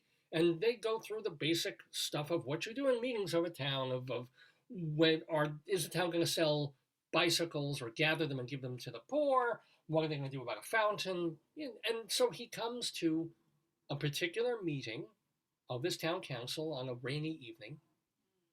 And before the thing starts, he wants to know what happened to a guy who was at the meeting last week and for many weeks after that. And nobody's talking about him. Nobody's saying anything about it. So he's trying to find out. He wants to read the minutes from the previous week's meeting. And for reasons that are eventually explained, the minutes of the previous meeting have been delayed. They're not available, and nobody's talking about what happened really at to this guy at the meeting the week before. And so slowly but surely he starts to try and uncover and force them by the rules of, and what are the Robert's Rules of Order that they use? They're crazy. To say, okay, what happened, and please do finish and read the minutes from last week's meeting. And then you get a sense of, what happened to this guy and what it means to the town. This town that they all absolutely love and revere and has this great, proud history, which I don't want to give away the ending or the show, but we realize that the history is pure white man's fable and has nothing to do with what really happened, which was really terrible and ugly. Okay, I can't give it away. Well, David, there's a show on Netflix about one of the Latter-day Saints, like the Warren Jeffs guy. Yeah, yeah. And his scribe followed him and took notes about everything, and they want to interview her because they're saying if you wrote everything, you constructed history. You know what was real. And what was you, real. And what you wrote that was, Yeah. Yeah, it was, but unfortunately on Peacock, no, it's Peacock, we only get the first episode free, so I don't know what happened. But so the play does follow that line, that idea of if you get to what really happened, you dig, and somebody's taking these notes, because that's the thing, they're following protocol, they're always following procedure, whether it's something as incredibly mundane as getting a guy a condolence card because his mother died, or as important as covering up something. Where were the minutes? Well, they weren't quite ready yet, but they were being kept from being ready because the secret was so. I don't want to give away. This. I'm sorry. What? That's nice. What? Tell me. Trevor's like my best friend. He said, "Hey, David, tell your beautiful wife I say Happy Mother's Day for me." That's nice. Thank you, Trav. Because Joyce is mother to my beautiful potatoes. So, so here's the minutes. So, what I think the minutes would have worked a little better if they kept out elements of it that were supernatural. You've got a lot of people and critics complaining that the last 5 minutes of the play go off the rails. David, what's the play we saw with Gene Wilder where he was a scarecrow that came to life? Like, we saw it on Broadway HD. I think it was called The Scarecrow, wasn't it? I think it was, where there was like they embodied it. He became but he didn't know it, and he had to smoke the pipe to live. And when he stopped smoking the pipe, right? Yeah, that was a pretty good play, actually. I think it may have been actually called The Scarecrow with Gene Wilder. Right. So this one also, it isn't just that Tracy Letts took a realistic dark comic situation and then in the last 5 minutes made it weird and supernatural. I think he loads in those elements if you're paying attention early on, and things happen, and there are moments that go beyond normal. I'm sorry, what? Are they aliens? No, they're Americans. but is there's the supernatural? Is it like witches, witchcraft? In a manner of there is an element of going beyond just bad people or good people doing bad things, or bad people doing some bad things. It goes into a weird that they're all sort of spiritually connected to a darkness that created America, that threw Indians off their land, that did this and that. Don't say it. I'm scared. Well, I won't. I'll just say that. Tell me later. I think the play would have worked without all that. Still as a comedy, still as its dark theme. I'm very happy to say we have an Austin Pendleton alert. Woo. Because Austin is in it, and he gets the biggest laughs. They're easy laughs, though, because he plays a very old senile man on the council. So his funniest line is, "I don't know what's going on." And in the moment, it gets a very big laugh. Although there's a great moment later in the show where even him being out of it, even him just going on the council for years and years and years, blame does accrue to him too, even if he had nothing, quote unquote, to do with it, right? And I think overall, actually, one of the things I liked watching most about the play was Tracy Letts was in it, and he's a fabulous actor. He plays the mayor of the town, who is straightforward and avuncular when he needs to be, and a little bit menacing, but never really turning on the menace because he doesn't have to. He's in charge. He has the rules behind him, and other people who can act as henchmen behind him. So it's a wonderful performer, and it's the women in the cast, some of them, the characters are underwritten and they kind of get short shrift, as women would in this society. So I guess that also fits. I would say. What's the decade? We're talking like now, like yesterday, just happening, which also makes it kind of cool and powerful. Right. So I guess I'll give the show 3 stars. Wow. I'm not going to say 1 out. 4 out of 4. Out of 4. I wouldn't say go see it. It's great. It's terrific. I won't say it doesn't have problems. I will say that if you do go see it, you will have a worthwhile evening at the theater. Who should see it? What kind of theater goers would like it? People who like ensemble plays, people who like theater with a heavy message, but that isn't a dark Arthur Miller-y solemn slog of a play, right? Or an O'Neilly thing. Then this thing coasts along. It's mostly comic with a brutal underpinning. Aye. So if you like your that, show. well done, dear. Wait. Directed by Anna D. Shapiro. She's one of those Chicago people, as Tracy Letts is. So yes, 3 stars for the minute. It's worth seeing. If you do go get tickets to it, you may not like the play. You may come out of it going, oh, that part was silly, or it didn't hang together, or it was too obvious in what it was saying, but you will have something to talk about, and it does move. So I would modifiedly recommend The Minutes by Tracy Letts on Broadway at Studio 54. Also want to let you know that I went to see a very celebrated musical called A Strange Loop. That is at the Lyceum Theater on Broadway. It was done off-Broadway about 3 years ago, and then of course the pandemic hit, so it was a while before things could come back up. It won the Pulitzer Prize for drama. Not many musicals have. Sunday in the Park with George, a particular example. I think Fiorello also took it. So he's in rarefied company. I'm talking about a fellow named Michael R. Jackson, who wrote It's a Play Within a Play Within a Play. So Michael R. Jackson is a gay, queer, a queer, he doesn't use the word gay for some reason, a queer black man, lower middle class-ish, who works as an usher, or worked, at the Lion King for a very long time. That's his real life. So he writes a musical, Write What You Know, about a gay black man, or queer black man, who's an usher at the Lion King, who wants to be a writer of musicals. Who said Write What You Know? Yeah. Everybody, when you first start writing, that's what they say. Yeah. And most of the time that's good advice. Not always, but most of the time it makes sense. But you also get a lot of self-indulgence when you do that, because you're writing, oh, that character sounds just like, in fact, every character in the play sounds just like you. And that's what you do when you're in your 20s and you're writing plays. So Michael R. Jackson wrote this play about an usher in the Lion King who's trying to write a play, a musical about an usher at the Lion King. So it's like literally metaverse. It's mega. Real guy writing about a fake guy, writing about a fake guy, so forth. Cute idea.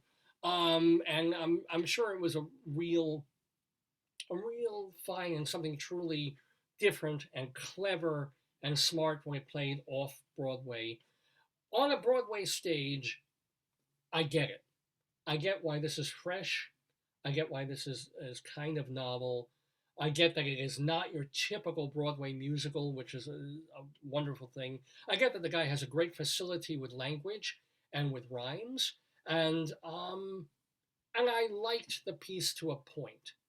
And then to another point, I don't think it's the greatest thing since sliced bread. I think it's a bit self-indulgent. And I was telling Joyce that maybe, she asked me about The Minutes, who's the audience for this? I may not be necessarily anymore, as a 58-year-old Jewish white New York man, the audience for A Strange Loop, and for some of the other things I'm starting to see on and off Broadway over the past few years. I'm just, I'll get it. If it's good, I will enjoy it, but it's not necessarily for me anymore. They're not really talking to me. And I was hammered home. I'm not going to be reviewing this show this week, but I also went to see the Billy Crystal show, Mr. Saturday Night, which is not perfect, which has issues, but which, while I was watching it, was like taking a very comfortable bath. I knew the moments it was going to hit, I knew where it was going. Billy Crystal made me laugh a lot, and I liked, on some level, knowing that this was an old-fashioned musical.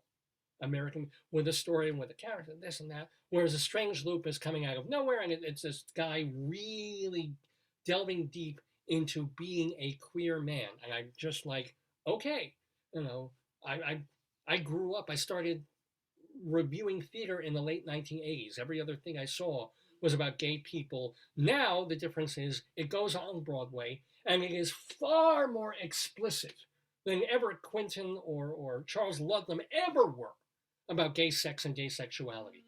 If you saw a slave play, a couple of other shows, and I'm just going there and like, wow, it's great that we have this freedom in the theater, but at the same time, you know, cool. Not for me necessarily anymore. I'm glad he's getting out of his system.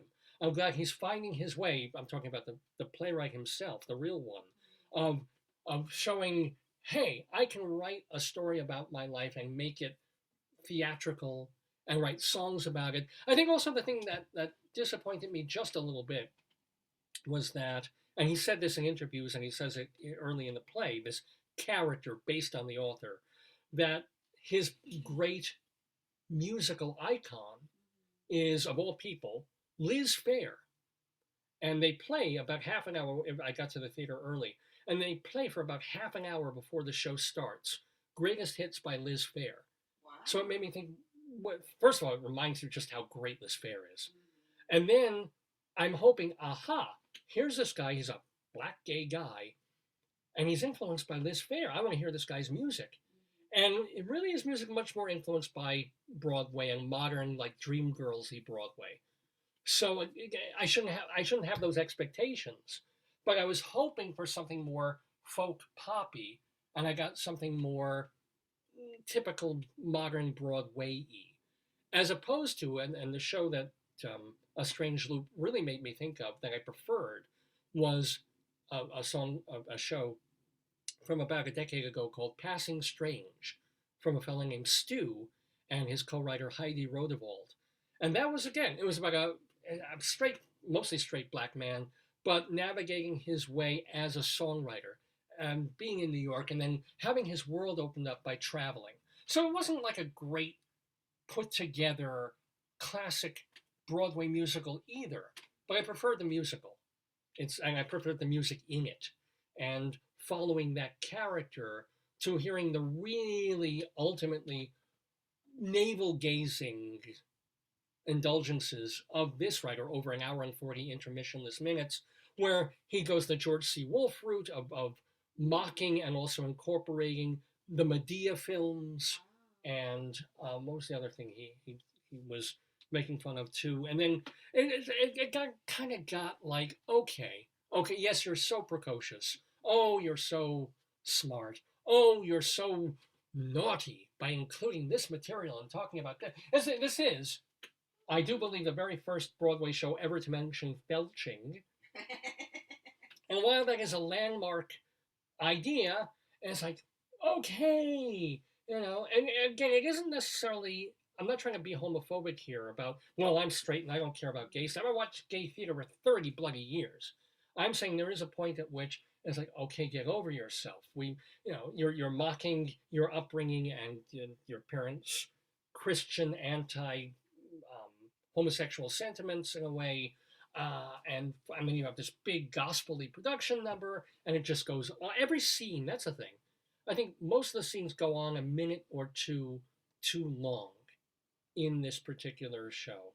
So, and I've said this about so many shows. The Billy Crystal show should be shorter.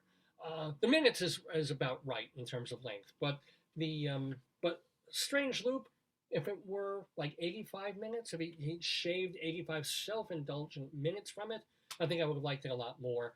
Even so, the guy's a talent. He is a worthwhile newcomer to the Broadway firmament, doing something that is pretty different, although not that different from Passing Strange, honestly. I give it a 3-star thing. Again, I can't say rush out. A lot of critics are saying they love it. You know, this is sliced bread to a lot of my colleagues. I get why they want to be excited about it. I just wish I were actually excited about it. A Strange Loop, 3 stars at the Lyceum. It might not be your like everything. Like if you see, like people love Menopause the musical. I watched it. It was okay. It didn't float my, but like, it has to be something that you really are interested in seeing, you know? Well, but also, I've got to say this. There's things where it's just, he's playing with things, he's mocking things, he's fine. But the scene that works best, because it's a real dramatic theater scene. A guy, and now he is, or sees himself as, an unattractive, fat, queer man with no direction, very incredibly low self-esteem. So he's on a subway, and there's a very handsome, virile. The whole cast is black. There's a man who starts flirting with him, quite openly flirting with him. Is it real or is he being? I'm not gonna say, but the scene. If you don't have self-confidence and somebody is flirting with you, you think you think it's you question their motives. I would think, right? Well, that too. He's wondering, what is this guy actually like talking to me and tell me about my eyes or whatever it is. So the scene works. We're following. We're gripped, and then there's a twist, and literally the audience gasped, and it's a wonderful moment. There's a good song after it, but it wasn't about satirizing something else at that moment. It wasn't about self-indulgently. That's what his truth is. Right? But that scene, if there was more like that, you think it would appeal to everyone. Everyone, So. But the goal is not to appeal to everyone; it's to tell a story. Right, but there's not that much of a. They hang a 5-minute story on a 100-minute musical. But it's a commercial thing. Like, what do you keep this authentic and what becomes just commercial? Yeah, and well, no, this is not a commercial show. This is not a show of like Annie or Wicked. Well, Wicked is wonderful, by the way, but no, this was never meant to be a Broadway show. So I'll give it that too. It can be navel gazing. It can be sort of the psychodrama of this playwright working stuff out in his head, and then using Tyler Perry and using other tropes of black theater. And some of them are very funny, and a lot of it is very sharp. As I said, there's a lot of good in A Strange Loop. I wish I'd liked it more. 3 stars at the Lyceum Theater as we come out of Inside Broadway. It's the famous gay white way where the night is bright as day. Brought it out. Ain't Broadway grand. Big leap, big leap. It's not just a thoroughfare, it's a tingle in the Woo-hoo! air. Ain't Broadway grand? It's excitement, it's romance, it's all fun and song and dance. It is. This wonderland. You can be a millionaire quicker here than anywhere. Ain't Broadway grand? Yes, ladies and gentlemen, Broadway is indeed grand. I have to say, even with the thing of commuting and going back and worried about masks and COVID, it's kind of nice to be back seeing shows and telling you about them. And if I get negative, remember, I've been a critic for 30-something years. So none of these things that I've been reviewing where I've been 2.5 stars, none of them have been crap. None of them have been terrible, garbagey, not even worth the time to talk about. So that's kind of neat. Kind of neat also. Anyway, I'm Dave Lefkowitz here in the Daverhood doing the Dave's Gone By.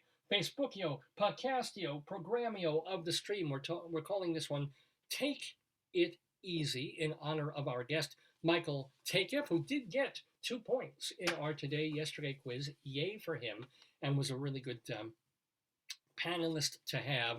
What else do we have to do? Because we're already 15 minutes overtime. Well, those of you who know the show know that we have our Colorado Limerick of the Damned still to do, as well as the Friends of the Daverhood. But we are bringing back something that we haven't done in many weeks, probably months. We used to do these several times a month, many years ago, and then kind of ran out of them and we kind of moved on. But every once in a while, I still come up with a wretched pun of destiny. This is like a very, very micro story, very, very short, but the idea is that it ends with a play on words, a really, really egregious, terrible, soul-drenching play on words. Not dirty, necessarily, generally never dirty, You hear it and you go, oh, your face turns the color of this wall behind me here with a Wretched Pun of Destiny. And this one, I don't know why I thought of it this particular week, because it has to do with Halloween. I should probably save it until October, but I'm not going to. We're going to do a Halloween Wretched Pun of Destiny. Are you ready there? Are you No, I don't think I'm ever ready. Yeah. Well, it doesn't need sound effects or anything. I just want to make sure that you are physically ready for our Wretched Pun of Destiny. We here at Dave's Gone By apologize for bringing you the Wretched Pun of Destiny. There we go. At a grand Halloween party, bandleader Lauren Swelk is asked to MC and choose the winners of the costume contest. Taking the job seriously, Welk mills about the party and evaluates every costume. Among his favorites are a man dressed as a pine tree, a woman dressed as Star Wars' R2-D2, a fellow in a long wig and robe as Robinson Crusoe author Daniel Defoe, and a skinny tennis player who looks the spitting image of sports legend Ivan Lendl. Finally, it's time for Welk to announce the winners. And please do it, the party's host asks him, in your own classic style. I will, says Welk, stepping up to the mic. And Ivan, and D2, and a tree, and Defoe. I like that one. You did like that one. The Dave's Gone By, Wretched Pun of Destiny. Wow. Joyce liked my wretched pun. Thank you. Thank you, honey. Oh, boy. So maybe you'll like the Colorado Limerick. No, you won't like the Colorado Limerick, but you can decide for yourselves because that's just a couple of minutes away. First things first, though, let's thank the friends of the Daverhood. Now, this week, that includes, of course, Michael Takiff, who is doing his one-man show, Jews, God, and History, not necessarily in that order, at the Siggy Theater in the Flea Theater building over on 30 Thomas Street, downtown. Get your tickets. It's in the Facebook chat. Joyce put the link in the chat. Yeah. And it's running May 18th through June 5th of this year. So, it's a short, 2-3 week run. Go get your tickets. Go see it. Jews, God, and History, featuring, written by, and starring Michael Takiff. We thank him so much for being in the Daverhood, and also have to thank, I think it was Emily Owens who set that up for us. Yes, the public relations person, Emily Owens. Thank you so much, Emily. Also, thanking our longtime friends of the Daverhood, David Sheward, theater critic for TheaterLife.com and CulturalDaily.com, and Leslie Hoban Blake, who is on Two on the Aisle on that YouTube channel with Charlie Gross with their theater show. But other people have been on this program for years and years and years and years. As a matter of fact, you can go watch or listen to all of them if you go to our archives at davesgoneby.com. But just to let you know, we're so proud that these folks have been on the show. We keep tabs on them. We like to let you know, hey, this is what they've been up to since they've been on Dave's Gone By. We call them the Friends of the Daverhood. Yeah.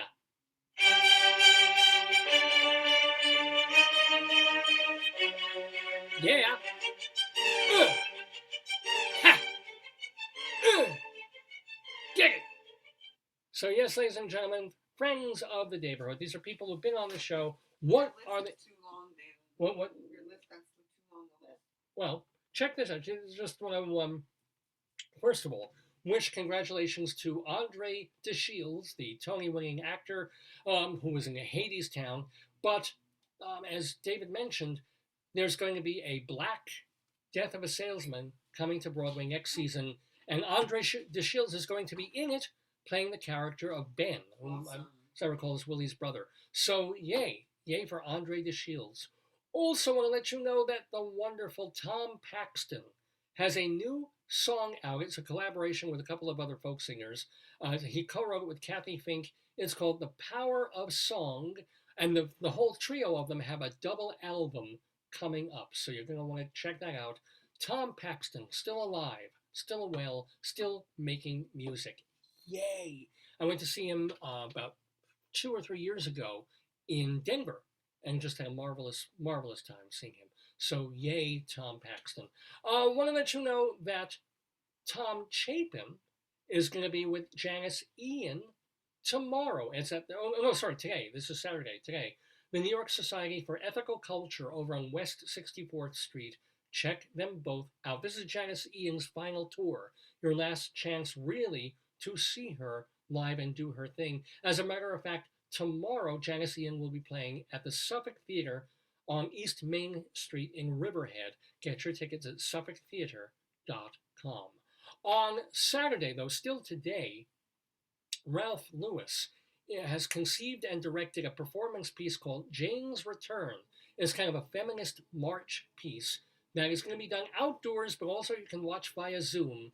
Go to the website for Peculiar Works Project and find out more about that from Ralph Lewis.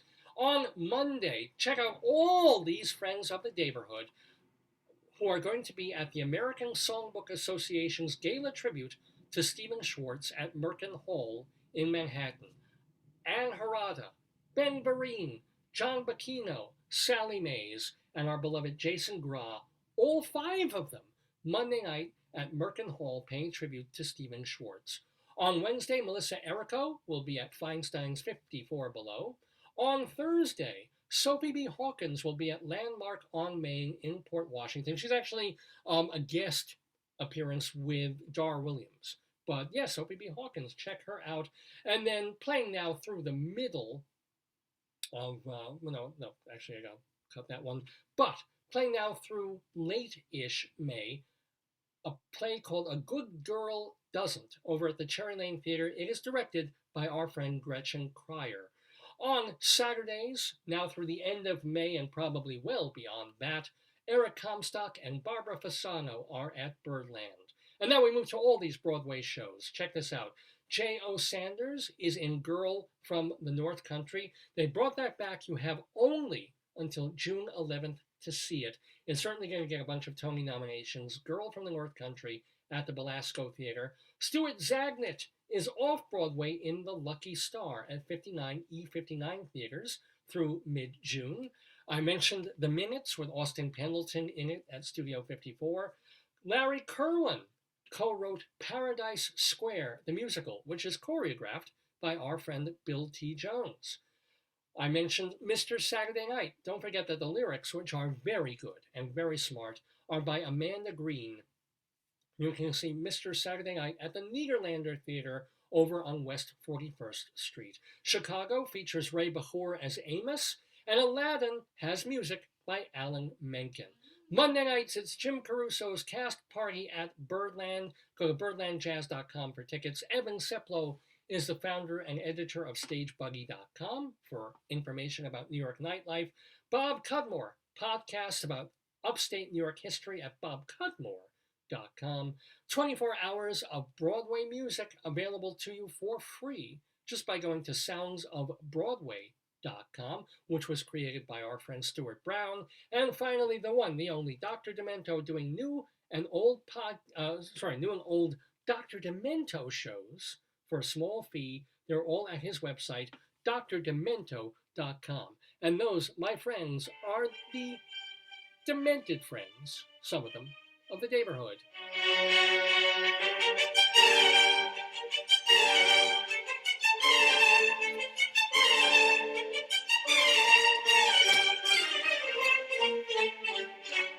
Yes, ladies and gentlemen, it is coming up on 12:30 in the afternoon here in the Daverhood. You're watching the Dave's Gone By show with me, Dave Lefkowitz. And I do want to mention that if you want to read some of my stuff rather than just listen to shows at davesgoneby.com, remember that you can go to my other website, davelefkowitz.org.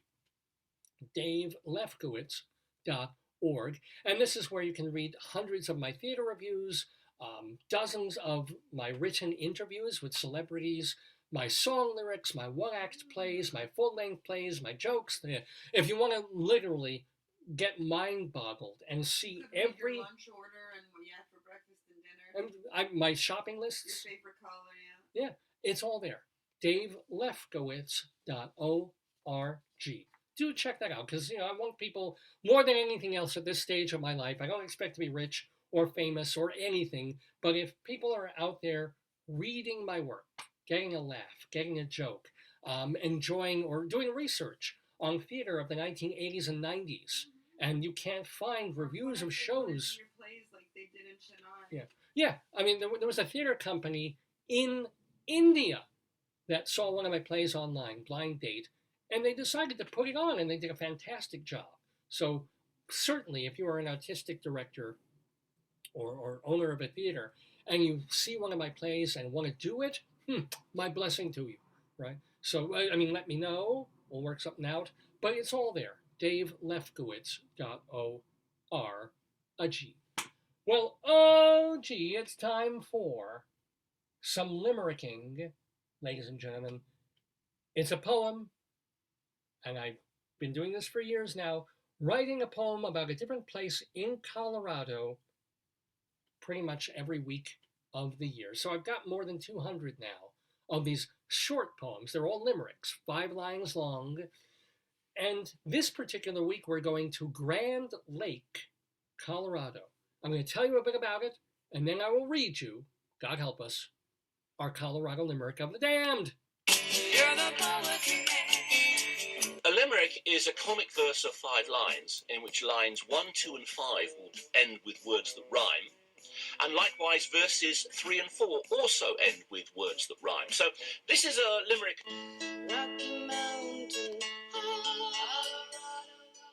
Colorado, indeed, ladies and gentlemen. So let me tell you a little bit about Grand Lake, Colorado. It's a statutory town. It's got only 400 people in it, but it's pretty happening. It is more than 1.5 miles high. It's like 8,000 plus feet, sitting on the shore of Grand Lake. So it's the largest body of water in Colorado. The town helped outfit mining companies back in the day. Now it's really a tourist spot and gateway to Rocky Mountain National Park. An early pioneer, this is kind of a cool story, of Grand Lake was Fred N. Selak, who owned land, he owned mines, he had saloons, other businesses. Well, he was also known as the Hermit of Grand Lake. He lived like a hermit 3 miles away from the town. One day, after the locals hadn't seen him around at all, they came to his cabin and found it completely ransacked and he had vanished. After an exhaustive search, they found 2 men who confessed to hanging him over a dispute over a fence. Those 2 guys were hung, and everyone assumed that Selak had thousands of dollars hidden in his. They had like $500,000 squirreled away under his mattress, hidden in logs in the cabin. All they found was $75. So, anyway, in 2020, this is not so good. Grand Lake got caught in the East Troublesome Fire. This is the worst fire that Colorado has had in its history. and there was extensive damage, including to Rocky Mountain National Park. So, yeah, this is one of the negatives. If Colorado only got the rain that we're having here out east, that'd be kind of helpful for them.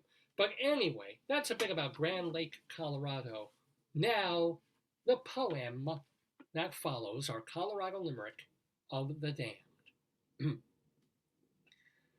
I once knew a girl from Grand Lake whose tits were fantastic but fake.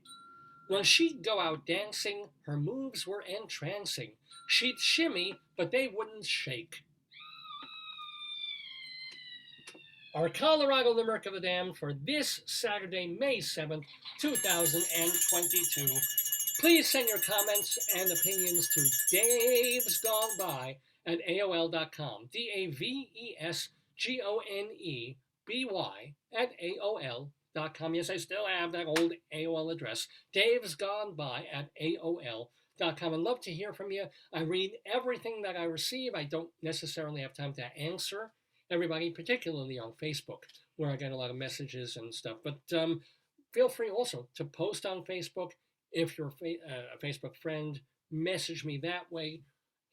really, I do the show for love, and I do it to make you guys laugh and give you a good time on a Saturday morning. For a good time, watch Dave on Facebook, the Dave's Gone By page. Watch Dave in the archives, davesgoneby.com, or archive.org, or castbox.fm if you just want the audio, or 1 hour excerpt of Dave's Gone By Tuesday nights, 9:30 to 10:30 on Channel 20 of Altice Cable here in Nassau County. So that is pretty much the show. Is there anything we missed? Is there anything I haven't been able to cover or to get to in terms of stuff?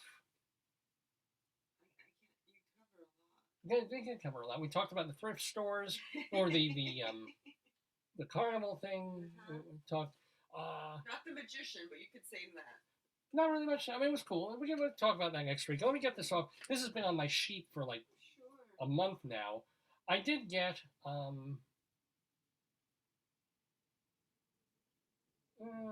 why did I find this funny? Oh, okay. This is why. In my inbox, and this was at, I don't remember if it was work or my Gmail, whatever, but I got a promotional message in my inbox from Nature's Secret Supermarket.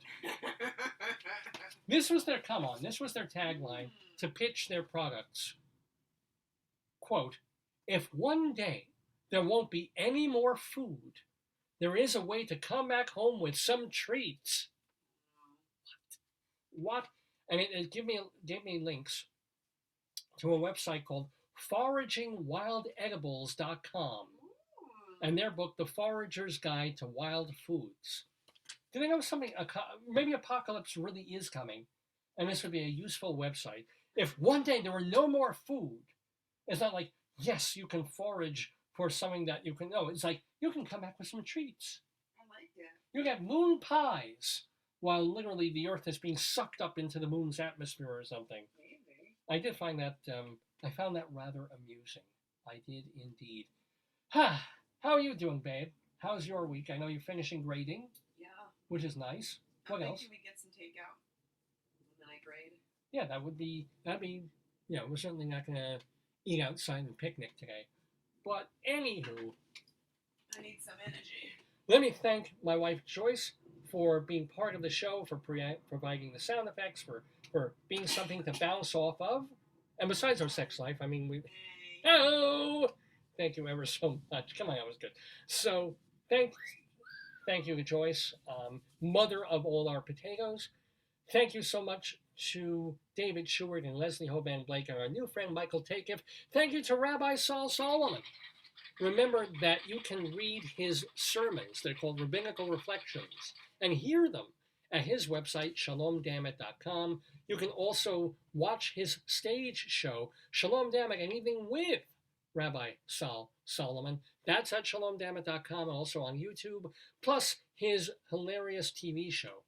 He did 10 episodes for Long Island Cable TV, oh my God, about 13, 14 years ago. They're great, and they're all the links to them are on YouTube, but you can get to them through shalomdammit.com. So much to enjoy, especially considering it's the rabbi.